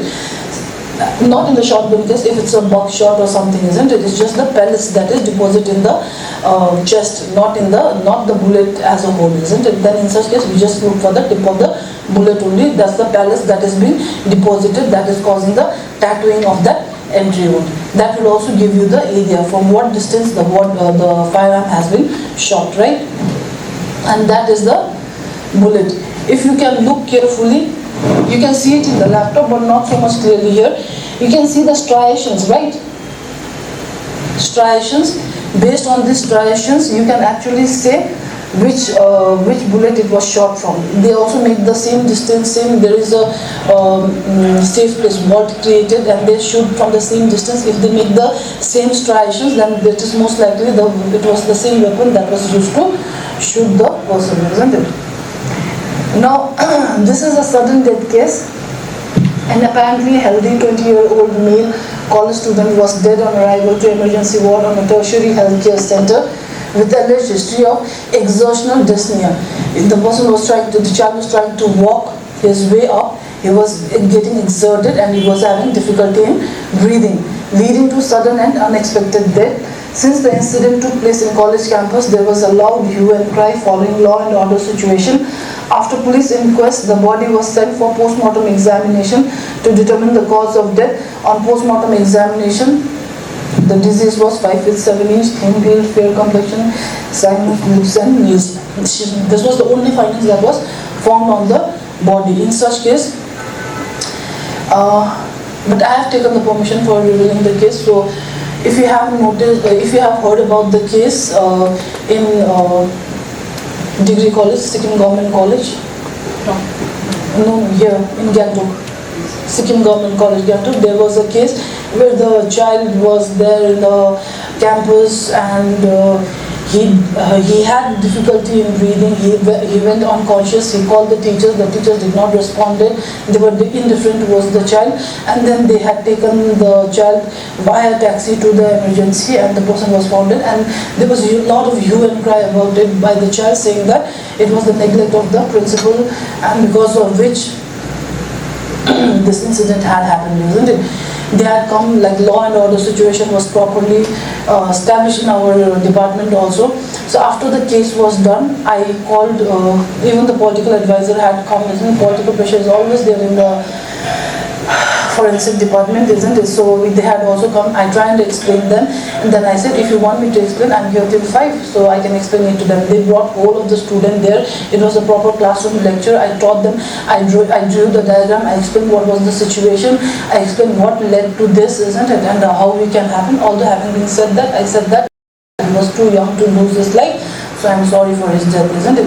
I think mostly grief, I've also done my diploma in grief counseling, so most of this grief counseling helped that situation a lot, because after that they went out to the media and they said that we don't have any cons about our friend losing his life, but the facilities that were provided, isn't it, could have helped somebody else, isn't it? Because in this situation, it was a helpless situation. And while explaining this, there was also the principal of that college, who went on to the media and said that I directly heard it from the horse's mouth, and emphysema was the cause of death, which is a disease of the liver. He quoted me with emphysema as the disease of the lung. No, he said it's a disease of the liver. So again, there was to and fro about it. I tried to help your situation. You are making my situation difficult, isn't it? And then, sorry, and then we ended. But sometimes we try and help the situation, and they wanted to record it on media. I said, I'm off media trial, I'm not going to go for the media trial. If it is presented in the court, I'm there, 100% I'm there, isn't it? But for the media, I'm not there, isn't it? When I made that decision, the political advisor, for the shock of his life, for the first 5 seconds, he did not spoke a word. And I just looked at him and he's like, okay, if ma'am is uncomfortable, it's okay. So I think most of the time we do not object. That's why they do what they want to do, isn't it? If we say and tell them why, most people are reasonable. If you tell them what it can lead to, isn't it? They are reasonable. So this was the case. This is the lung. I don't have a normal lung to give you in comparison, but can you see this holes? Can you see these holes? Tiny holes? These are the air spaces. If you have learned the airways, isn't it? You breathe through your mouth and your nose, isn't it? It goes through your larynx, isn't it? It reaches your trachea. It uses your bronchioles. It uses your, it goes to the bronchioles, then primary, secondary, then tertiary bronchioles, and then to the alveolar space, isn't it? Alveolar space is the space where there is exchange of oxygen through blood, isn't it? There is exchange of oxygen and carbon dioxide, isn't it? These alveoli are in many small pockets, isn't it? If one is genetically prone in one case, isn't it? Or the person is smoker or takes a lot of cannabis, isn't it? In 3 such conditions, this alveoli happens to coalesce together and forms the biggest alveolar space. Now what happens is, if there are many small regions, isn't it? It has much body surface area or the surface area where the oxygen and carbon dioxide can exchange, isn't it? So oxygen can reach the body, right? Enrich the body with oxygen. But if 2-3 of these small alveoli coalesce together and form a big cavity, in that case the area, the body surface area where the oxygen can exchange is reduced, isn't it? More the merrier, isn't it? So one small, they will form one big cavity and it is difficult. Although this was one of my first case where there was no emphysema blebs, but because what happens in such cases, even the blebs are formed. The outer covering, there is a bubble like, okay, there is a bubble like pleura. Those gets rupture all of a sudden when there is exertion, and then because of the deficit, the person collapses or loses his life, isn't it? This was the first case where there was no blebs. There was no blebs at all. Forget about rupture, but this was the emphysema where the person had the cause of death. Actually, I thought this was a training workshop, so in this case, this was a sexual assault case. When we write what we write as a report, isn't it? This is the hymen, okay? This loose mucosal fold, can you see this? This is just hymen. Can you see the deficit here, the gap here? This should have come like this, no? Yes? But there is a deficit here. This is the hymen rupture at 6 o'clock position. This is what we mean when we say rupture at 6 o'clock position. Now, younger generation doctor, they just write rupture at 6 o'clock position. Now what is the importance? What we can derive from this environment? First, this is not new, isn't it? Because it has completely healed. It has completely healed, right? There is no changes. There is no fresh bleeding. There is no discharge. There is no tenderness. There is no bruise, inflammation, isn't it? Nothing is there which suggests that it was not in the recent past. Supposing the history is such that the sexual assault had taken place in the morning or yesterday, isn't it? It is not so. In the past, yes, isn't it? Many a times it is seen that two lovers, isn't it? They quarrel with each other, isn't it? Later on, the girlfriend tried to accuse the guy that he had assaulted, SA had happened, and it was without her will and without her consent, isn't it? Right nowadays, even breaking the promise of marriage, isn't it, is considered to be a crime, but not rape, isn't it? So if they want to take revenge on you, that is how it's going to take, isn't it? So although we are told, isn't it, not to mention the word habitual sexual practice, isn't it, that word habitual should not be written, isn't it? But we can write it is an old scar, hymen tear at 6 o'clock position.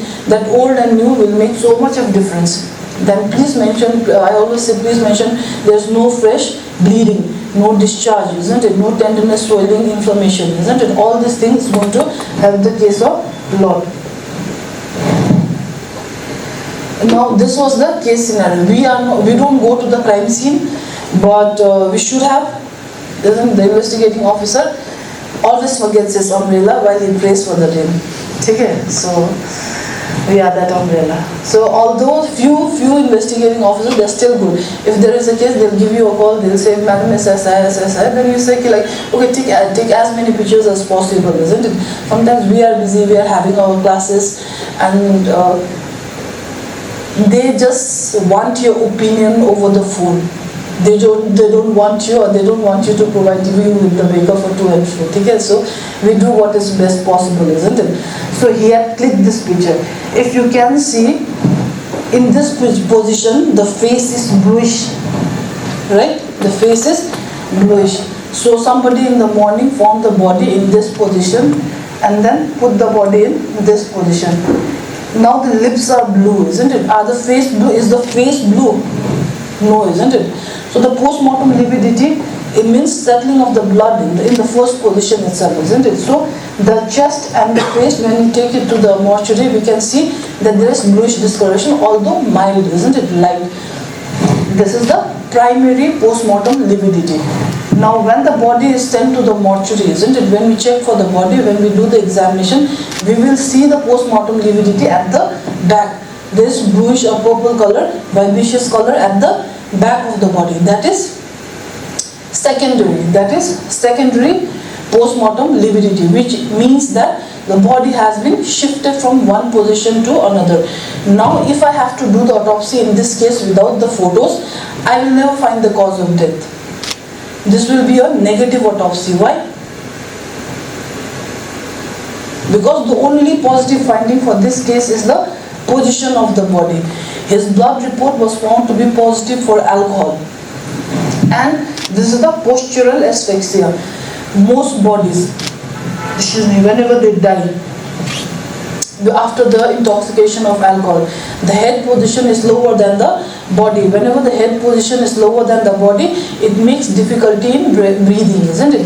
When in our true conscious self, when we stay in that position, it is difficult for us to breathe, isn't it? So we change our position. If not, you feel like coughing, isn't it? Your reflexes are jacked up, isn't it? So you resist the change, isn't it? But when you are unconscious or semi-conscious, or you are drunk, isn't it? In that sense, in that case, postural asphyxia can happen. As the word itself suggests, isn't it? It is an asphyxia induced by the posture. If there is no picture to it, you cannot conclude the cause of death, right?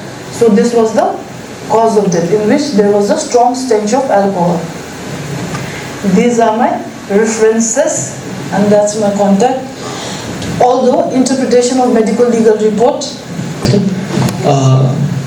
Does the EDTA file has to be or has to have expiry date impression? And the thing is, I've never seen an EDTA vial with expiry date, because I've actually figured that out. We had an EDTA vial which I wanted to know has been there for 6 months, and there was a new one also, and he had kept both together, stacked it up together. Now the common sense says the top one is the new one, the bottom is the old, isn't it? So I wanted to find out what is the expiry for both these vials. But there is no such expiry. I tried to Google it out also. There is no expiry date on chemicals, unless it is volatile. EDTA, I checked out, it's not volatile, so it's going to be, the vial has to be intact though. If you have opened it up, it gets contaminated with whatever you want to. Even your finger, it releases DNA, isn't it? So it's not feasible to use, because if you want to preserve the sample in EDTA, probably you are sending it for the DNA testing, right? So do not open the cap, it is usable. I have one more question. For the purpose of DNA profiling, can the source be taken like from a deceased, one who is deceased, the source as a digital form of finger impression to profile it with one who is not dead? Sorry, I didn't get your question. There was a situation wherein one person is dead, so the sample which he has is the finger impression, which is in digitized form, like in the bank, deposit in the bank. So the council wants it to be matched with some other person's profile. So can it be done? That- fingerprint or Yes, DNA? from the From fingerprint, DNA. they want to match a DNA. DNA. From fingerprint, from the Gangtok fingerprint, they want to match the DNA. How is it possible? Unless he had hold that paper with his hand recently and he has put that in a paper bag or something where it is not contaminated, then it is possible. No, I think you are getting confused in these two things, DNA fingerprinting and dactylography. Dactylography is the fingerprinting, which is the surest sign of identification. If you compare apple and oranges, DNA fingerprint has a higher chances of telling you who that individual is rather than the DNA fingerprinting. DNA fingerprinting, my mother shares the same mitochondrial DNA, my father and I share the same DNA, isn't it? My brother and me, we share the same nuclear DNA, and my sister and me, we share the same mitochondrial DNA, isn't it? So there are chances that it is found to be similar, 95% even likely, isn't it? So there are chances that it is similar. But if you check the pattern of a fingerprint with my brother, father, mother and my sister, it is not same. So it can be used for DNA profiling. DNA profiling is different. DNA profiling means taking the blood, taking the centrifuging it, taking the nucleus from it, and deriving the chromosomes from it, and then studying of the alleles from the chromosomes from it, isn't it? That will give you the DNA fingerprinting. This dactylography is just fingerprinting pattern. You don't have chalk and talk, but there are classification of fingerprint also depending on where you collect it from. That can be patent, visible and latent, but fingerprint pattern also it is limited. It can be either arch, it can be either loop, either tinted. Just drawing देखते हैं ना, like ऐसा करते हो तो पहाड़ बोलते हो, ऐसा करते हैं तो river बोलते हो, isn't it? ऐसा करोगे तो tree बोलोगे, है ना? Same like that. Pattern also loop, arch, wall होगा and composite होगा. Composite can be of very varied forms, ठीक है? Myriad forms, and there are some rich characteristics also, ठीक है? Island हो सकता है, spur, bifurcate, trifurcate, island, बहुत सारे हो सकते हैं. So depending on कौन सा fingerprint मिलता है, based on that we can say whether इसका fingerprint है या नहीं. Although if you compare it, I think in India it is 8. I'm not sure of it, but I think in US the point of similarity has to be 16 similarity points, isn't it, to say that this fingerprint belongs to that person. So I had one advocate was emphasizing on the profiling with the finger impression. So fingerprint impression and impression you can complete. अगर weapon में है finger impression and उसके पास bank में finger impression है, impression you can compare, isn't it? But you cannot compare the DNA. DNA is from blood. thank you.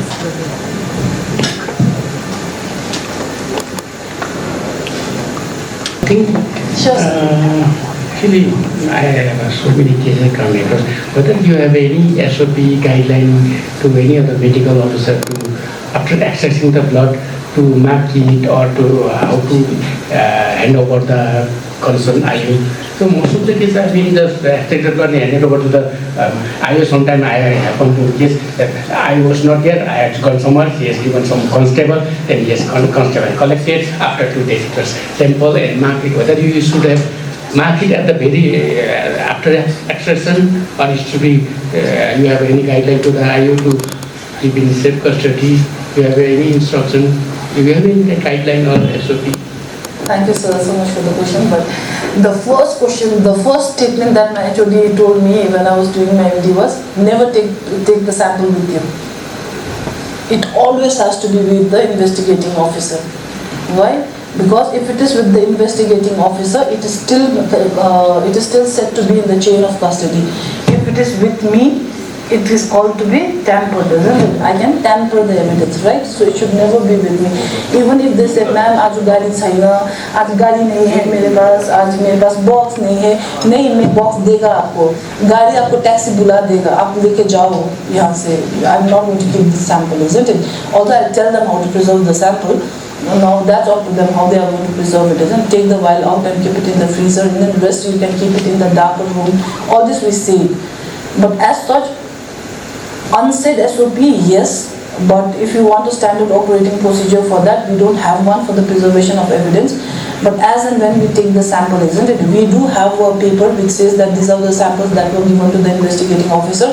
Although IU is not there, it is always the constable. far and wide, there was one case in which I felt that it was not a case of accident. It felt like somebody has kneeled on the person's chest, isn't it? And there was a lateral.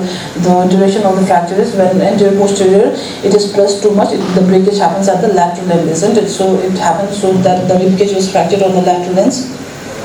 So I wanted to talk with the investigating officer. He was nowhere to be found. I called the SHO.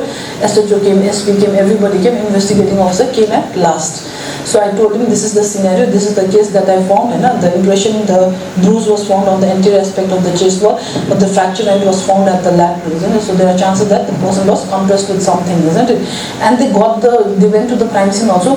They did not have the CCTV video of what happened in the car, but most likely he was pressed on the chair, the seat, isn't it? The back side of the seat, he was pressed on with the knee of the accused, isn't it?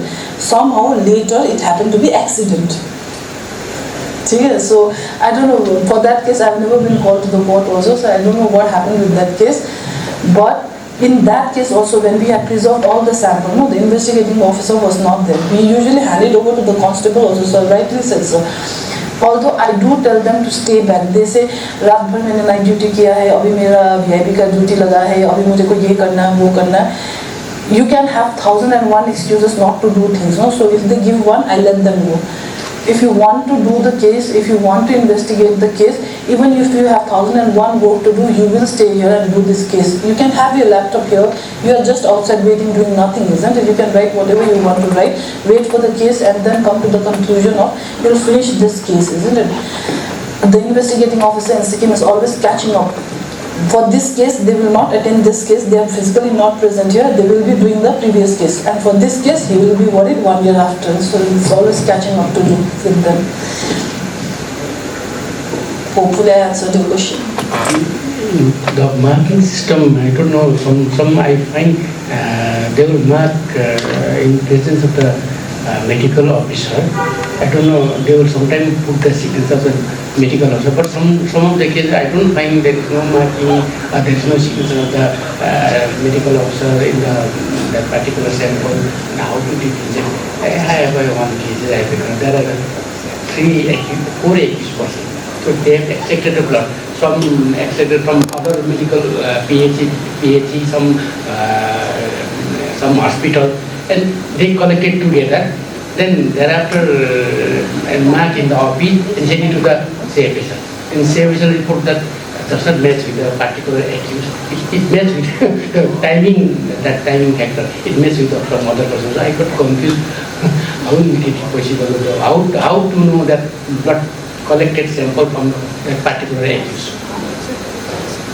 I think even while explaining the sample collection, it was clearly said that while collecting the sample itself, isn't it? When we are collecting the sample, what we do is, each individual sample, isn't it, has to be packed separately in a paper bag only, not with the plastic paper bag. But what I do is, we are not supposed to write the name of the accused, at least the PN number and the case number, put it in the paper bag and put it in the ice cold bag. The another sample, like एक sample भेजना feasible नहीं होगा, maybe for the investigation के लिए भी पैसा आता है, but I don't know where the money is going. But when they are sending it, we are sending it together. So even when we are sending it together, we can put the paper bag separately so that they know that this case is different from the other case. Provided this case was sent together, so they felt that all these four samples has to be compared and ruled out. So that I think you could have nicely give them some slack for flocking for us, doing all that nonsense. In slide also, especially brown paper. Is there any logic to put it everything in a brown paper? Brown in background? Yes, not brown. If you want, you can put it in pink paper. I find it almost brown, and you also take it brown. If there is any logic, so I don't know. That one is being resourceful, isn't it? If pink, like brown envelope is 1 rupee now. Previously it used to be 50 paisa when we were kids, isn't it? My father made me wrote so many things on that envelope. That brown paper, it is 50 paisa, or let's say it's 1 rupee now, maybe 2 rupee now, if considering inflation and everything, 2 rupees. But if you can find something else, just paper, not laminated, at 1 rupees, we can use that also. I use white paper, sir, because it has CRH label on it, because they know this is a sample sent from the, and we, I'm sorry, Sikkim, we have so much. English is not our language. English is our learned language, isn't it?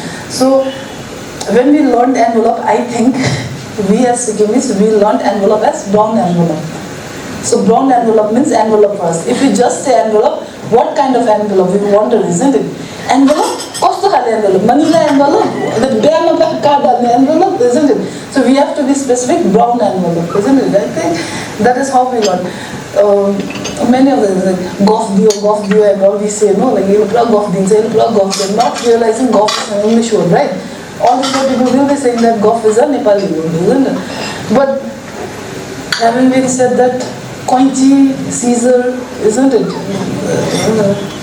A little bit of here and there, and then there are two words meaning the same thing or sometimes entirely different, isn't it? The envelope, when I say envelope, I just meant a paper which is not laminated by plastic on either side, not within, not outer side, and it's a closed package which cannot be tampered with.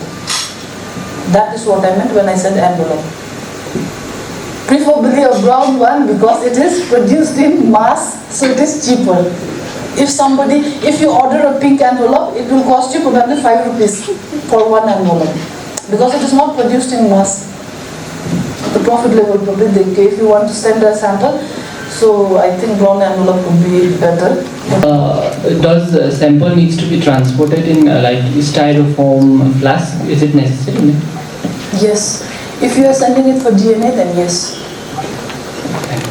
This is the PM report that we write.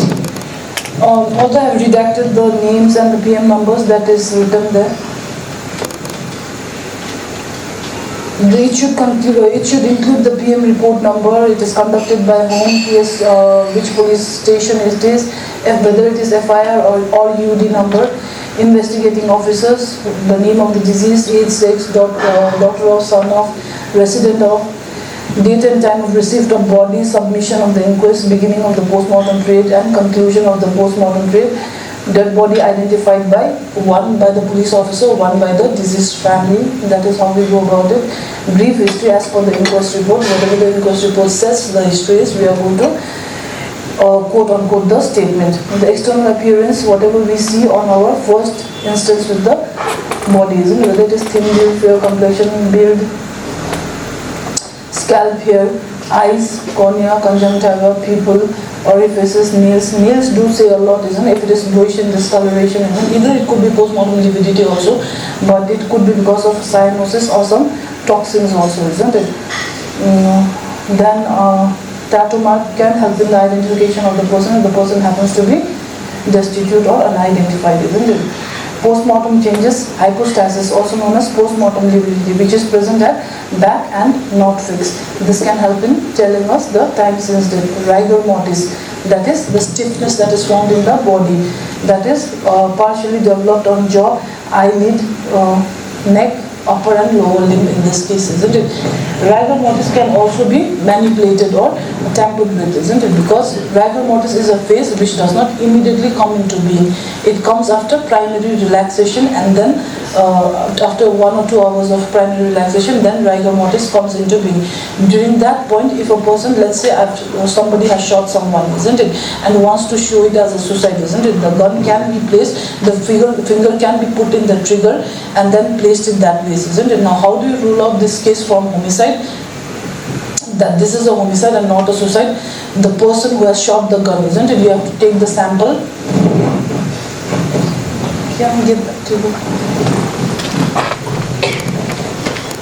So, if the person has shot fired the gun, isn't it? In such cases, some residue will be there, isn't it? So, the Gilroy test can be done. The swab, I prefer gauge over the filter paper. In the samples also they say that use a gauze rather than the cotton swab that is being used in the previous years, isn't it? Gauze has to be white from here. If there is any carbon deposit seen there, isn't it? With naked eyes and with the test also, it proved otherwise. It gives you the confirmation for it, isn't it? That the person has shot the gun. If not, if this is negative, it indicates towards homicide, isn't it? So those are one of the cases where rigor mortis where rigor mortis can tell you whether the body is being manipulated or not. Same with the postmortem lividity also. Like I said, isn't it? If the body has been manipulated many a times. In a recent case also where the person, the husband and the wife went out screaming, saying that my husband is having a heart attack, my husband is having a heart attack. All the neighbors came, they took him to the hospital, they did the treatment, isn't it? They sent the body for investigation because their family member had a doubt that there is some nail marks on the neck which is highly suspicious. So sent the body for an investigation, they found that the high bone was broken, isn't it? So it later on came to light that the girl along with her lover, isn't it, had killed the husband so that they can have an affair or like continue with whatever they were doing, isn't it? That was the case in which, in the same way, isn't it? Any cases that has been brought dead, declared dead on arrival, isn't it? Didn't know what is the cause of death. In such cases, body is sent for post-mortem examination. In the recent case, I've seen that many of the cases has been returned back by the investigating officer, although the doctor said that I don't know the cause of death, so cause of death can be determined only after the post-mortem investigation. Even after being said that, the investigating officer has waived of the post-mortem. So in such cases, we as a doctor, we cannot do anything. If the investigating officer does not request for the post-mortem investigation, we cannot go and start doing post-mortem investigation. The prerequisites are three, that is inquest report, whether it is police or magistrate inquest. The second one is the requisition of the body and the body challan, isn't it? If these three prerequisites are not there, we are not going to do the post-mortem. We are not supposed to do the post-mortem, isn't it? So these prerequisites are not there. The body is being waived, the post-mortem is being waived off from the emergency, and the police are waiving off the investigation, isn't it? Now the problem is, now they want the death certificate. The emotions are very heightened at that moment, isn't it, when somebody is being declared dead, isn't it? So they just don't want to do the post-mortem, they want to take the body. But you as an adult, isn't it, in this scenario, you should be able to handle the case, because what happened is now they want the death report, because insurance, everybody, if not insurance, has a saving in the bank, isn't it? Once they have to declare that the person has died, the death certificate needs to be issued, submitted, and then the nominee. Nowadays, bank also says different thing. Nominees and beneficiaries are different thing. Even if you are the nominees, but the beneficiaries will get the amount, isn't it? Not the nominees. So there is a fight between this, isn't it? So the one who is eagerly waiting for the death certificate to come up, isn't it? So both the parties are hunting for that death report, isn't it? Now they have come to me saying that I want the post-mortem report, and the birth and death registration officer, director, had sent them to me. Now tell me, can I write the PM report? If I write the PM report, I should be arrested, right? I try and explain them. Number of cases have come. With this, I think 12 number of cases has been there where the investigating officer is not doing the case, and somebody has to take cognizance for this. Because in the later half, if some case goes away like that, same with Padam Gurung also, isn't it? In the Namchi case also, that thing had happened. A simple post-mortem interview, a post-mortem examination where you have preserved the bone marrow, isn't it? And preserved the water sample from that drain, send it to CFSL lab, the diatoms in the bone marrow would have been formed, antemortem drawing proof ho jata. But you did not do that. I'm assuming that they did not do the PM also, because yes, please mat kijiyega, doctor ye wo bol ke bhej diya gaya tha, so they don't have the sample with them, they don't have the exhibit with them, isn't it? Nothing to rule out. So in such cases, they made such a hue and cry about it, isn't it? If you can prove the case, for now you may be the villain, isn't it? Why she is doing this, why doctor is doing this, but later they will thank you. And many times it has happened that they have come and thanked me for taking the right decision for them, right? So same with this also.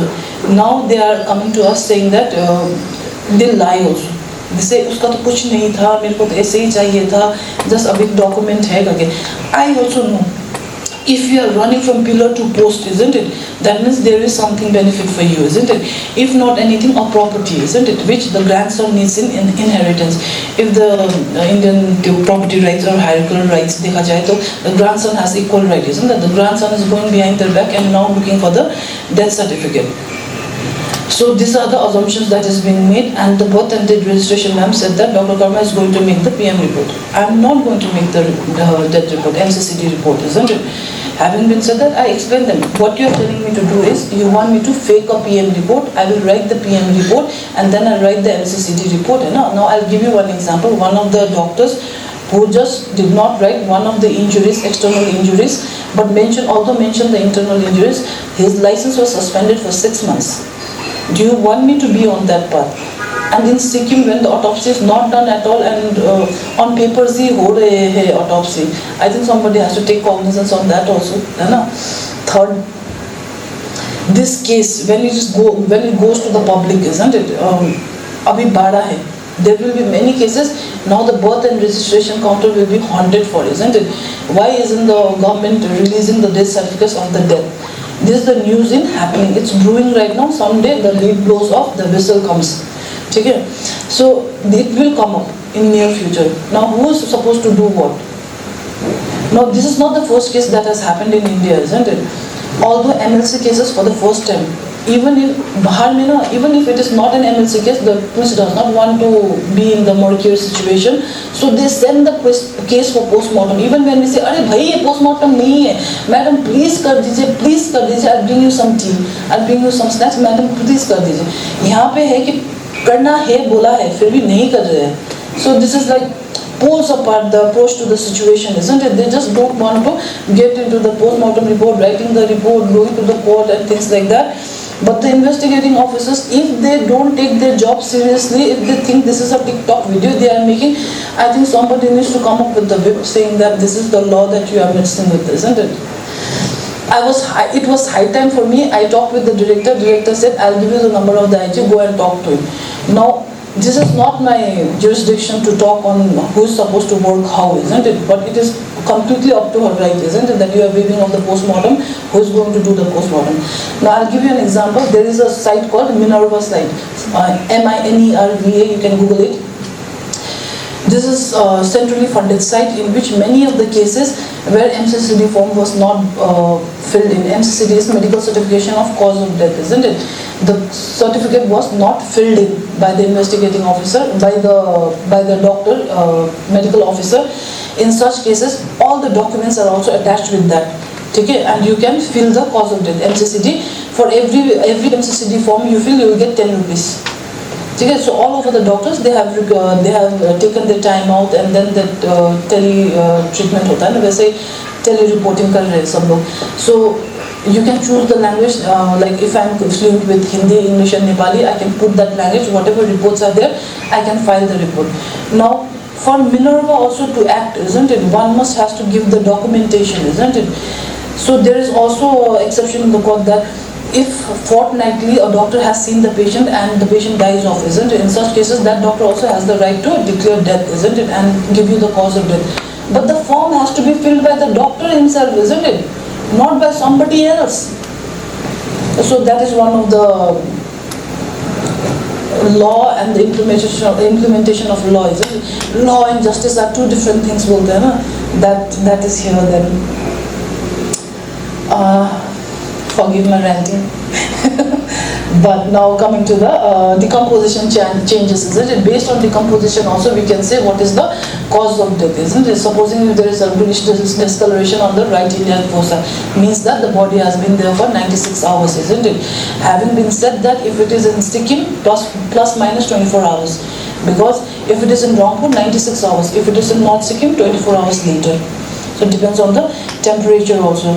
Now coming to the injuries, isn't it? Antemortem injuries in this case. The contusion. Contusion is 2 in number. That is posterior lateral aspect of the right leg, isn't it? Right 7 centimeter below the right knee and 9 centimeter above the below the right knee. There is 2, isn't it? One is 7 centimeter below and one is 9 centimeter below. One in medial malleolus, one is left 7 centimeter below left knee, and lateral aspect of left leg and on the left knee. So these are the injury internal examination that we do, isn't it? Scalp, skull, meninges, brain. Spinal cord is opened only when it is indicated, because it's going to deform the body greatly, isn't it? So you better have a good explanation if you are opening the spinal column. Neck structures, neck muscles and large vessels, larynx and pharynx, trachea, esophagus, hyoid bone, thyroid cartilage, cricoid cartilage. If there is fracture of hyoid bone, isn't it? There is fracture of hyoid bone. It indicates manual strangulation. It indicates manual strangulation. Now it depends what kind of fracture of hyoid bone it is, isn't it? The hyoid bone is a U-shaped bone, isn't it? If it is fractured inwards, isn't it? Both side inwards, there are chances that it is a manual strangulation. If it is fractured this way also, it can be manual strangulation. But if it is fractured anterior posteriorly, isn't it? Then it indicates there was a compression of the hyoid bone, isn't it? So there are chances that the person might want it not to put the fingerprint bruise, isn't it, on the body, must have used a bamboo or a log or a baton, isn't it, on the neck to kill someone, so that you can get rid of the nail mark, isn't it? So hyoid bone also says a lot about it. But even if you have used a baton or a log, if you are a good medical legal expert, you will be able to see the injuries. It looks like when they put makeup, no females, they use blush on the cheek. If it is recent, it is like that. It's a blush. The injury that I showed you, that I told you before on the chest, which is marked by the knee, it was also like that only. Had the person lived a while, that would have given you the changes in the bruise that usually appears, isn't it? Have you ever heard yourself saying, I didn't know here is a bluish discoloration. Do you know when was the injury caused? Sometimes yes, sometimes no, isn't it? Because at first, whenever there is an injury, it's like a blush, isn't it? You don't feel the injury. Oh, you'll forget about it. If it is not that injury and you were in a hurry, isn't it? You might miss that injury also. But later, when you see, go look, isn't it? It will give you a bluish discoloration. Oh, I didn't realize. Because it takes a while to develop. That is nothing but actually there is a capillaries which are bleeding, isn't it? So that is actually reddish in color. Later on, hemoglobin, isn't it? So takes out, breaks out, isn't it, from the RBC and the WBCs, isn't it? And it gets broken down into hemosiderin, hematidine, isn't it? And biliverdin, that gives you a yellow color, and then eventually it fades off.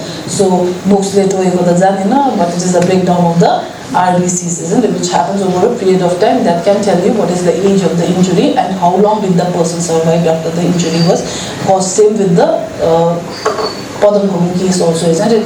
Where they were said that his friends must have hit him on the knees, and there was injury on the knee. But I've checked the photos.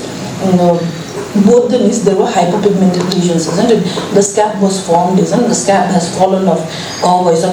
Scab fallen, before becoming the normal skin, it's whitish in color, no? He had that. So it indicates that the injury that they are complaining about has been more than 7 to 10 days.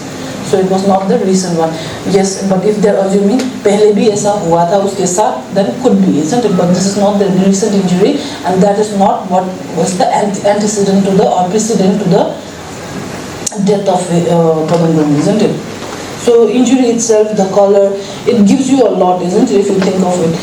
That's why more than opening the body, seeing the body, isn't it? Without first overall, isn't it? And then after washing it, cleaning it properly, seeing it, writing whatever injuries you have seen it, isn't it? And which do you find, which injury do you think is the leading cause of death, or which could have caused? Like many of the times I've seen that subarachnoid hemorrhage है ना, brain में ना SAH है, ज़्यादा कुछ नहीं है, 20 ml blood भी नहीं है, ठीक है? So do you think SAH can cause the death so immediately? Instant death नहीं हो सकता है, right? SAH belly aneurysm rupture होने के बाद people have survived in coma for 6 years, 2 years, 5 years, isn't it? So that's not the immediate cause of death. It is something else that you have to look into, right? थोड़ा सा blood मिल गया, मिल गया cause of death छोड़ दिया. No, it's not like that. And depending on what viscera are injured or what organs are injured, you have to mention the injuries, isn't it? And in case of females, if it's a young female, please do not forget to look into the genital organs, isn't it? Whether sometimes it was also one of the doctors also warned on this only. It was a male body where it was written uterus intact and empty. So that creates controversies, isn't it? So we have to try and refrain from that. That's why if you write genital organs, whatever you see, you write. If it's young, if it's suicide, do not forget to check the uterus, because there are chances that POC, the product of conception, that could be the cause of death, and such samples needs to be preserved and sent. In this case, there was ruptured ectopic pregnancy, isn't it? Young female, unmarried, but consenting adults. that doesn't fall into any of the bracket of the cases, right? So that was a ruptured pregnancy. Although all the samples were also preserved and sent, but it did not. It was a cause of death was due to hemorrhagic shock, isn't it? Ruptured ectopic pregnancy immediately cannot be the cause of death, isn't it? Because ruptured ectopic pregnancy can survive also if brought into time, isn't it? In this case, she knew that she was pregnant and she had taken certain drugs to abort the child, isn't it? The boyfriend and girlfriend both decided it, and she was not feeling well. Then the boyfriend told that let's go to the hospital. She refused. She said we'll go in the morning. My parents will come. We'll go in the morning. So she stayed back. At night she collapsed and died. So in that case, both the families knew also about this situation and what had happened, and they were soon to get married or something. Something of that sort had happened, and this was the same political something case involved, isn't it? But ruptured ectopic pregnancy has the tendency to survive also if brought immediately to the hospital, right? So itself cannot be the cause of death, but ruptured ectopic pregnancy has caused hemorrhagic shock, which could have been corrected, isn't it? Which was not corrected because of late arrival to the hospital, which led to the death. So the cause of death in this case becomes the hemorrhagic shock as a consequences of ruptured ectopic pregnancy, right?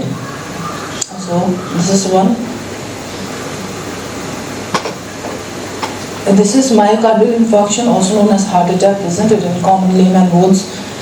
So same with the report and the heart. If you can see the heart, it says weighs 400 gram, excessive pericardial fat, isn't it? These are the common things which people don't mention it. Like if heart है, देखिए heart में थोड़ा सा ही muscle दिख रहा है, पूरा ही चर्बी है, that is prone to cause heart attack. No, so you should mention those facts. Excessive pericardial fat, left ventricle. Why it is important? Because even guys as young as 19 years are getting MI, isn't it? Although it is said that it is a side effects of the COVID vaccine, that people were using it because it was not tried and tested for remote complications, because it was recent, we needed the vaccine, so we gave it to the public in open, isn't it? It is now said that it has caused those MI in young adults, isn't it? Although not proof, but there is no smoke without fire, isn't it? Because one day it was all over media, tomorrow there was nothing in the media. So somebody redacted that, right? So the left ventricular wall, that is 2.5 centimeter, right ventricular wall 0.5 centimeter, which is indicative of usually right left थोड़ा मोटा ही होता है, but not 1:3 से ज़्यादा होगा तो फिर hypertrophic हो जाएगा. Hypertrophic cardiomyopathy, जिसे अगर जिम जाने वाला बंदा है, ठीक है, तो उसका natural hypertrophic cardiomyopathy, and if you measure his blood pressure is also अगर 120/80 normal है, उसका 130 रहता है, थोड़ा high ही रहता है उसका. And marked atherosclerosis. Atherosclerosis is a indicative to what the person is soon going to have a heart attack now. Like I said, isn't it? If the blood is a pipe, isn't it? If you have a pipe supplying your household for, let's say, as long as we live, 50 years, what will happen? It's going to, with the weather, isn't it? It's going to wear and tear, isn't it? It eventually is going to lose its first elasticity, right? It is going to harden up, isn't it? And basically, it cracks up and bursts. That is aneurysm. Okay? If not, it is carrying so much of water, isn't it? There will be sludge coming with it, sand coming with it, isn't it? And that will be collected, isn't it? That is atherosclerosis. So there needs to be a filter. Filter is here. Okay? So filter all the junk. I should be the last one saying that. Okay, so that is what it is, right? With the whole left ventricular wall, and mural thrombi was also there. Mural thrombi means the inner ventricular wall. There is a vessel there. There was a thrombi there. So there is recent MI with white fibrous scar. So this was not his first MI, isn't it? Previously he had a MI. He just did not notice. Or he did not go to the. Usually MI nowadays, these are incidental findings, isn't it? They know that आपको तो MI हुआ था.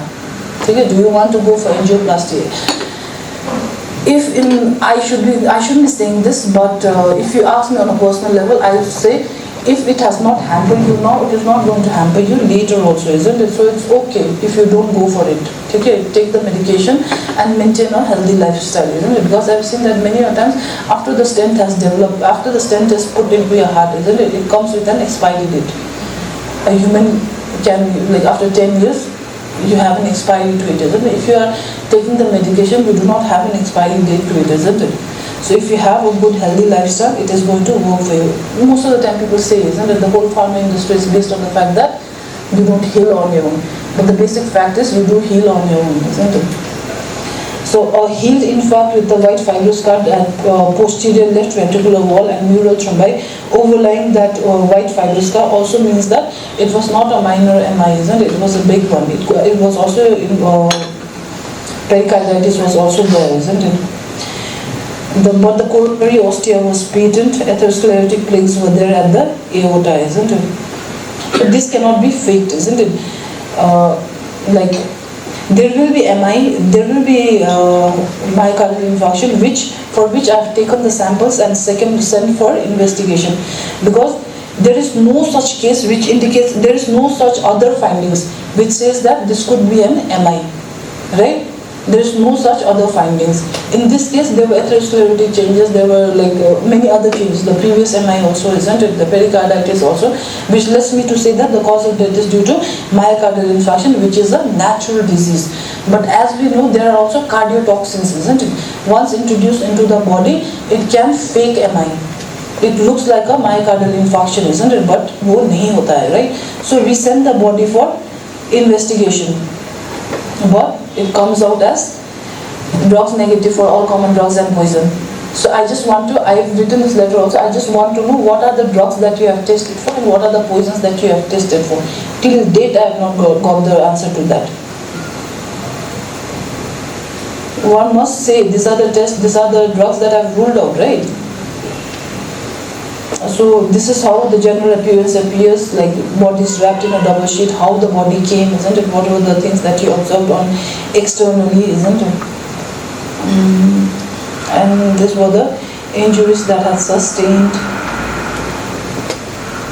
Stomach, it contains 500 ml of greenish colored fluid with grayish black mucoid material emitting faint garlic-like characteristic odor, mucosa diffuse congested with submucosal hemorrhage throughout the stomach wall. Liver shows hepatomegaly with hepatic steatosis. Kidney and ureter, there is bilateral loss of renal corticomedullary differentiation and it's pale. So the viscera has been preserved and saved. However, it does look like it is a case of poisoning and its complication thereof. Garlic smell, it happens in cases of organic phosphorus poisoning. Even when we were there in SCB, the forms that are filled for the RFSL lab were used to be filled by us. It is actually the medical officer who is supposed to fill that form. But here, we are not provided with one, so we don't fill the form. I'm assuming the investigating officer fills the form. If you fill the form, we have preserved the sample. If you don't know the test to be done on this sample, there are very myriad numbers of samples that we have collected, isn't it? कौन सा test, कौन से sample पे करना है, if you don't know, isn't it? The answer is never going to come, the result is never what you have expected, isn't it? So if we get the viscera from the lab, isn't it? It has to be filled by us, isn't it? And we send that these are the drugs that has to be filled. So in this case, if I could have written that there was a strong garlicky smells, kindly rule out organophosphorus. So they don't need to do all the toxin ka test, okay? They just need to do organophosphorus ka test. If it is positive, it is positive, right?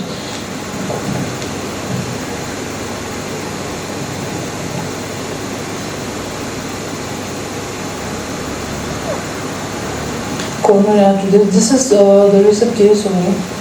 24. It looks like a cut-throat injury, but how we will know whether it is a homicidal cut-throat injury or an accidental cut-throat injury, isn't it? When the body came to us, the surgeon had already intervened in the body. So abrasion 3 into 0.1 centimeter, place transferring, injury number 3. On the right eyelid with the contusion on the right orbit of the eye, then avulse laceration wound with fractured nasal bone, isn't it? Number 6 has incise-looking lacerated wound that is 17 into 6 into 2 centimeter, placed transversely over the thyroid cartilage, 3 centimeter above the suprasternal notch, below the symphysis menti, with irregular margins, isn't it? That is, the irregular margins is more important because it was a cut-throat injury. It would have been a sharp margin, regular margin, isn't it? And it was not so in this case, isn't it? And in this case, if you go to the internal findings of it, trachea, as mentioned in the external injury number 7 for endotracheal tube insertion to secure the airway. It was already, the surgeon has tried and created an airway for the person, isn't it? So that he can breathe freely. That's why the injuries was not so much commented on. जहाँ पे injury था उसी के नीचे उन्होंने बना रखा था. I think that was the first aid move that was given when CPR was given. Immediately at that point only they had done it. The sternum, anterior and medial sternum was contused. The hilum of the left lung was contused. Medial surface of upper and lower lobe was contused along hilum.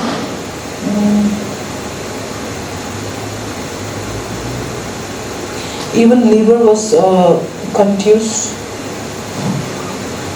So in this case, the cause of death is due to hemorrhagic shock. There is so much of blood loss, isn't it? This being the vital organs here, isn't it? Along with the liver and all, there was hemorrhagic shock as a consequence of combined effect of cardiac tamponade. The heart has a covering, a bag within which the heart rises, isn't it? This bag was filled with blood. It is not supposed to be, 20 ml of fluid was supposed to be there, pericardial fluid, but it was filled with blood, which says that there was an injury to the heart which led to the death of the person. So hemorrhagic shock. Eventually, loss of blood के कारण ही हुआ है. Overall, when the blood loses to an extent where it cannot be compensated by the body, it leads to hemorrhagic shock, which also is caused as a result of cardiac tamponade and accidental cut-throat injury, which is consistent with the alleged history of road traffic accident. Having been said that, although I said it is an irregular margin, isn't it? One of the classical examples would be Rayalaseema phenomenon, where it was stabbed and then bullet was introduced, isn't it? The artifacts can be created, so it is important to use a handless and to differentiate between incised wound and lacerated wound and incised looking lacerated wound. It looks like a incised wound, but it is actually a lacerated wound. In this case, it was a window pan, and it was a window pan above the window pan, isn't it? दरवाजे के ऊपर का वो वाला लगा था. So it looked like sharp edge at the center, but it gives away when you look carefully with the hand lens.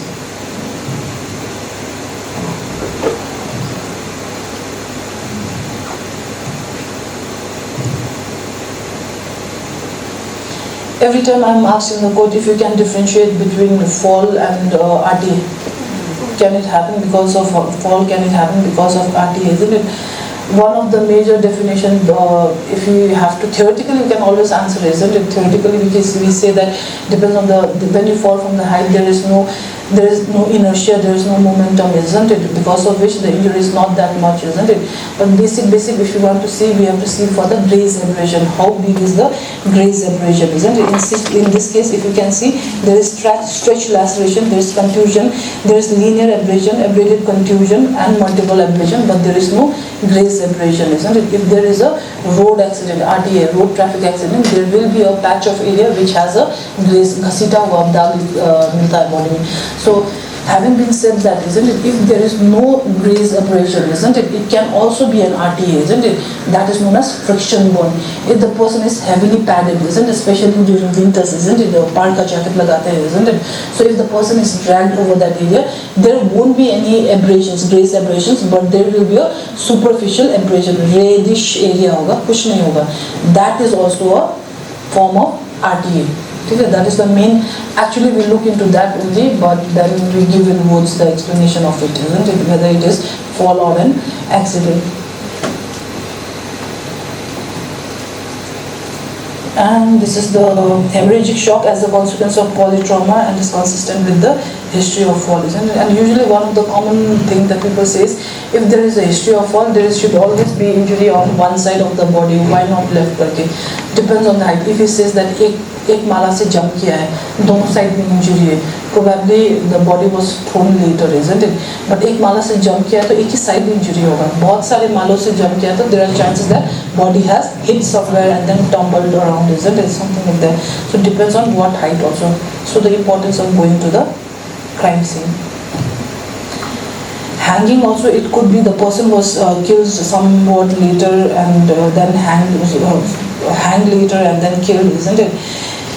The injury is defined as pressure abrasion, isn't it? Abrasion, it is a form of a mechanical abrasion which when used in a tangential force can cause abrasion the superficial layer of the skin. That is the definition of it, है ना? But abrasion it can be a varied form. It starts from point scratch. अगर nail छोटा सा nail के साथ अगर scratch हो जाता है, that is also an abrasion, to a big one like pressure abrasion. In cases of ligature mark on the neck, isn't it? That is also a pressure abrasion. From to the point where the car has hit the person, isn't it? One of the interesting thing, isn't it, why we are not so efficient while we report for the RTA is also for the fact that by the time we reach, or the police officer also reach, they have to clear the road, isn't it? So if you see the bumper and the fracture area, if there is a fracture at all, isn't it? Why it is important? How does the what is that called? Motor vehicle officer find out that whether the person has applied the brake or not, isn't it? They just check the vehicle. If the brake is working, he must have applied brake, but that is not it. It is based on the injury. You can say whether the brake has applied or not. Till date, I have never been called on the crime scene for the RTA, okay? Because you have to measure the distance from the floor to the bumper, okay? And then measure the distance from the sole to what extent the injury, the point of contact with the body, isn't it? If this is the point of contact, isn't it? But somehow, let's say, this is the point of contact, isn't it? This should have been the point of contact, but if the injury is below here, it indicates that the person has applied the brake. Okay? But if it is at the same level of the bumper, that means that the person did not apply the brake. So applying brake is below the side of the bumper. That is why the measurement of the body from the, if there is a direct point of contact, it is very important to measure from the sole, isn't it? Same with the firearm injury also. Wherever the firearm injury, the distance from the ground always has to be measured, because that will give you the duration. For example, in the previous slide I showed, isn't it? This is the duration of the injury because there was a blackish discoloration. That can give you the position of the deceased and the position of the assailant also, isn't it? That can give you a lot provided you go to the crime scene. So antemortem changes in the neck, if there is no, it is a diagnosis of exclusion. If there is no nail mark findings, isn't it? If there is no, there is something known as circumoral pale also, isn't it? If somebody has been tried to kill with the pillow or something on the nail, isn't it? Or on the face, isn't it? After a while, this area turns pale. It is known as circumoral pale region, isn't it? This shows that there is a foul play. The person did not committed suicide, isn't it?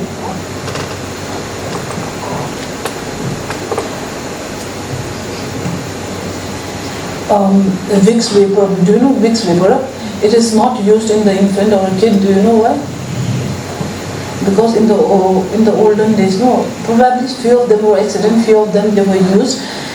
Newborn kids, they are nose breathers, they are not mouth breathers, they cannot breathe through the mouth, isn't it? But when we have to breathe through our mouth, when our nose is closed, isn't it?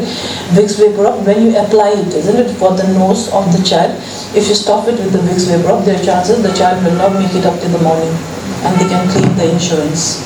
Okay, that is one of the biggest scam of life, you know.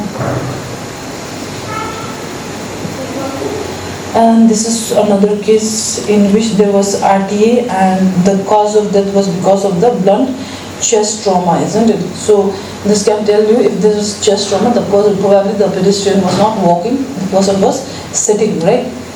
So on and so forth. Cardiac tamponade we have talked about. And that would be all. Any questions, any queries? Doctor, I have a query. Many of the cases with the medical report that comes to my court, it does not mention age of injury. Is there a possibility for the doctors to mention the age of injury? Yes. Like in this case, isn't it? I'll give you my own report.